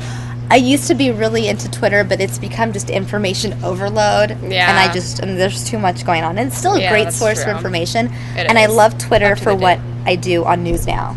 Mm-hmm. Because I find out a lot about what's trending. I find out what people are saying instantly when news stories are just developing and coming out. Yeah, that's why it's good, because it's just last minute stuff going on. So. But in terms of just enjoying my time, there's nothing easier than just scrolling through pictures. I was going to say, when I'm bored, just scroll through Instagram, find new things. And I'm really into yoga, so I'm all these poses I follow, and I can't even believe half the poses people can do these days. And they post them on Instagram? Yeah, there's a lot of yoga accounts, and it's just they're Like, That's just so limber. It's incredible. Have you heard about the new streaming apps? We've been talking about them a lot here on the show, Meerkat and Periscope. No, I have not. Oh, you're going to be hearing about it a lot. I'm sure Jeff will tell you all about it and tell you to Meerkat or Periscope, wherever you're live from. But basically, it's kind of like News Now, except from your phone, where you can just be live and stream like right now. Ooh. It's a touch of a button, and let me see if I think I have heard of this. Yeah. So you This you is click Meerkat, it, and then, for example, and it's just tweet live video, and I would literally just type in what I would talk about. Okay. And then it would just, if I hit stream, we would start streaming, and it would send a tweet on Twitter saying that I was streaming, and everyone then you're could join. live. And then you can see all the people that are joining. They can type to you, so it's sort of like News Now in that sense. But all this technology. yeah, Mia and Steve Kraft, they've been using it out in the field periodically, and it's just a cool way to That is share really information. cool. So Wow, incredible. Do you have Snapchat?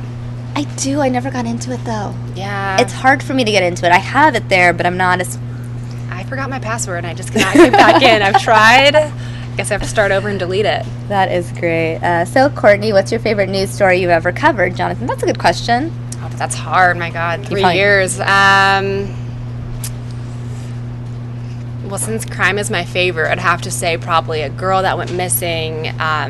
It was like a huge thing all across our little town. I mean, it was like Was posted this in up Colorado everywhere. or in It was in Myrtle Beach, Okay. yeah, and it's still going on. So it's kind of a crazy story. Oh, so but she's I still mean, it was missing. on like GMA and Nancy Grace. Like it's on everywhere, like HLN.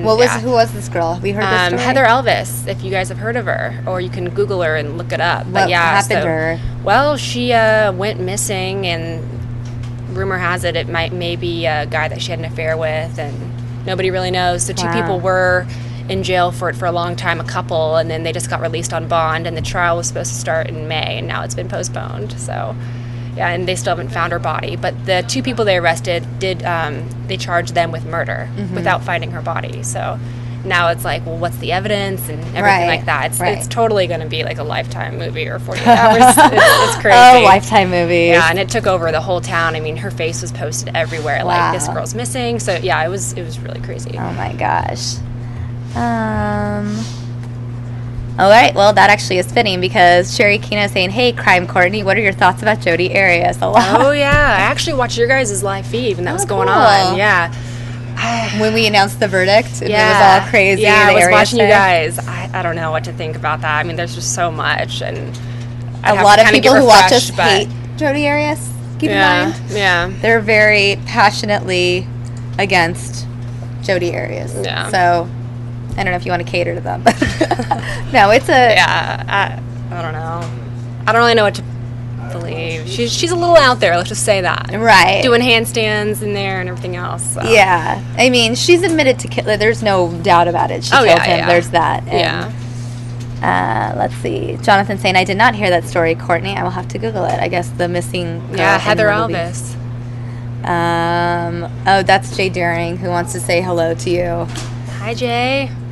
So you know a lot of these people. Well, because a lot of the people that end up I mean, I don't physically know them, but I know yeah. them. I know Yeah. enough about them to know their perspectives and some That's of their fun. beliefs and their ideologies. Yeah. Mostly because the ones that consistently chat are very passionate about whatever they chime in Yeah. on. So over the course of weeks and months, you kind of get to know certain people, and Yeah. you know, they're fun.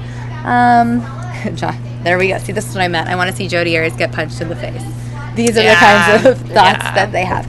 But yeah, I'm glad that you stopped by the News I know. Now. Yeah. Thanks for bringing me on. Yeah, I saw you walking by, and I was really about to wrap the show. I was like, "Oh, this could be fun. Let's do this right now." So Yeah. it's, This is really cool. I love this. yeah, and I'm sure if you're out on the morning show and you're back early, or you're not out there, and you're working on a story, I'll I wanna probably come grab back. you. And we can also do live shots with you sometimes Okay. out in the field. So we can do live shots or look lives depending on where you're at. Because I know with the morning show, they tend to move you from place to Yeah, place. And yeah. Who knows where I'll where be. you're at 10 o'clock. But if you're on a big story, we'll definitely be working with you I'll here be on back. News Now. So can these people see what other people are saying? Yeah, they talk to each Okay, other. so They it's like one befriend big each other. chat. Yeah, they befriend. It's what's interesting is even before we're on air, they sometimes will just be here waiting for the stream to start, and they just talk to each other to the point where I'm convinced one of them will fall in love. Two of the people will fall in love and get married. We in can this do a chat. story on that. One day we didn't even do the news. They just sat around, chatted for an hour, and then called the day. Did that really happen? Oh. Could have been a day I was off. I don't know. Yeah. To head out, and then it looks like Chopper's launching right now. There's Okay. a SWAT situation at 27th Avenue in Glendale. A guy barricaded the house. We don't know much more than that. Where is it coming in? What's Chopper on in the afternoon? It's all in the same one in the afternoon. Remote 17. I don't see anything yet. Oh, oh wow, you got your official badge. Welcome. You're now official if you want to share it with everyone. Got my badge, guys. Now you can get into buildings. That's really important. Now I'm not going to be locked out. It's also very difficult when you forget it. Yeah. I mean, people will let you in. Yeah. But it becomes... Well, I was coming back from lunch today, and I was trying to get through one of the doors, and I was like pulling it, pushing it, could not do it. There you go. Kind of cut out. Yeah. But then I realized someone came up behind me, and you need the badge. Right. And it's actually, I think the most frustrating part is parking.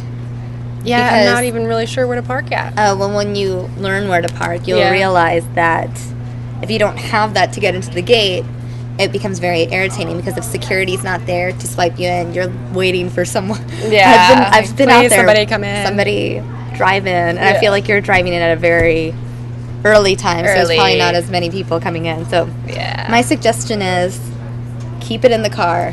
Take it off in the car. Seriously. And that way you'll never cannot lose. Forget it. Let's see.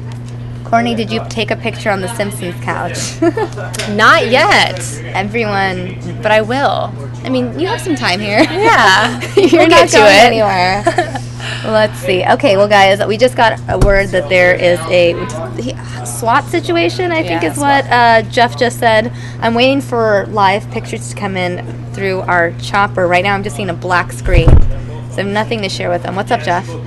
Update. Apparently, the chopper is going up from a cold start, so they're having pre-flight and everything else. So they're probably 15 to 20 from aerials. It looks like this was a possible carjacking, which I think right now. So should I push them to the the FOX10Phoenix.com or? Yeah, I would think so. It's going to be a while before we get the news that one person in custody. And we don't have any images. It doesn't look like there's any road closures yet. All right. So we're not going to know anything for the 15 to 20. All right, guys, this is what I'm going to do. It's 4:57 right now. I believe our 5 p.m. show is starting actually before 5. That's the thing about our 5. It usually starts about 4:58, 4:59. You go ahead and watch it on our website, fox10phoenix.com.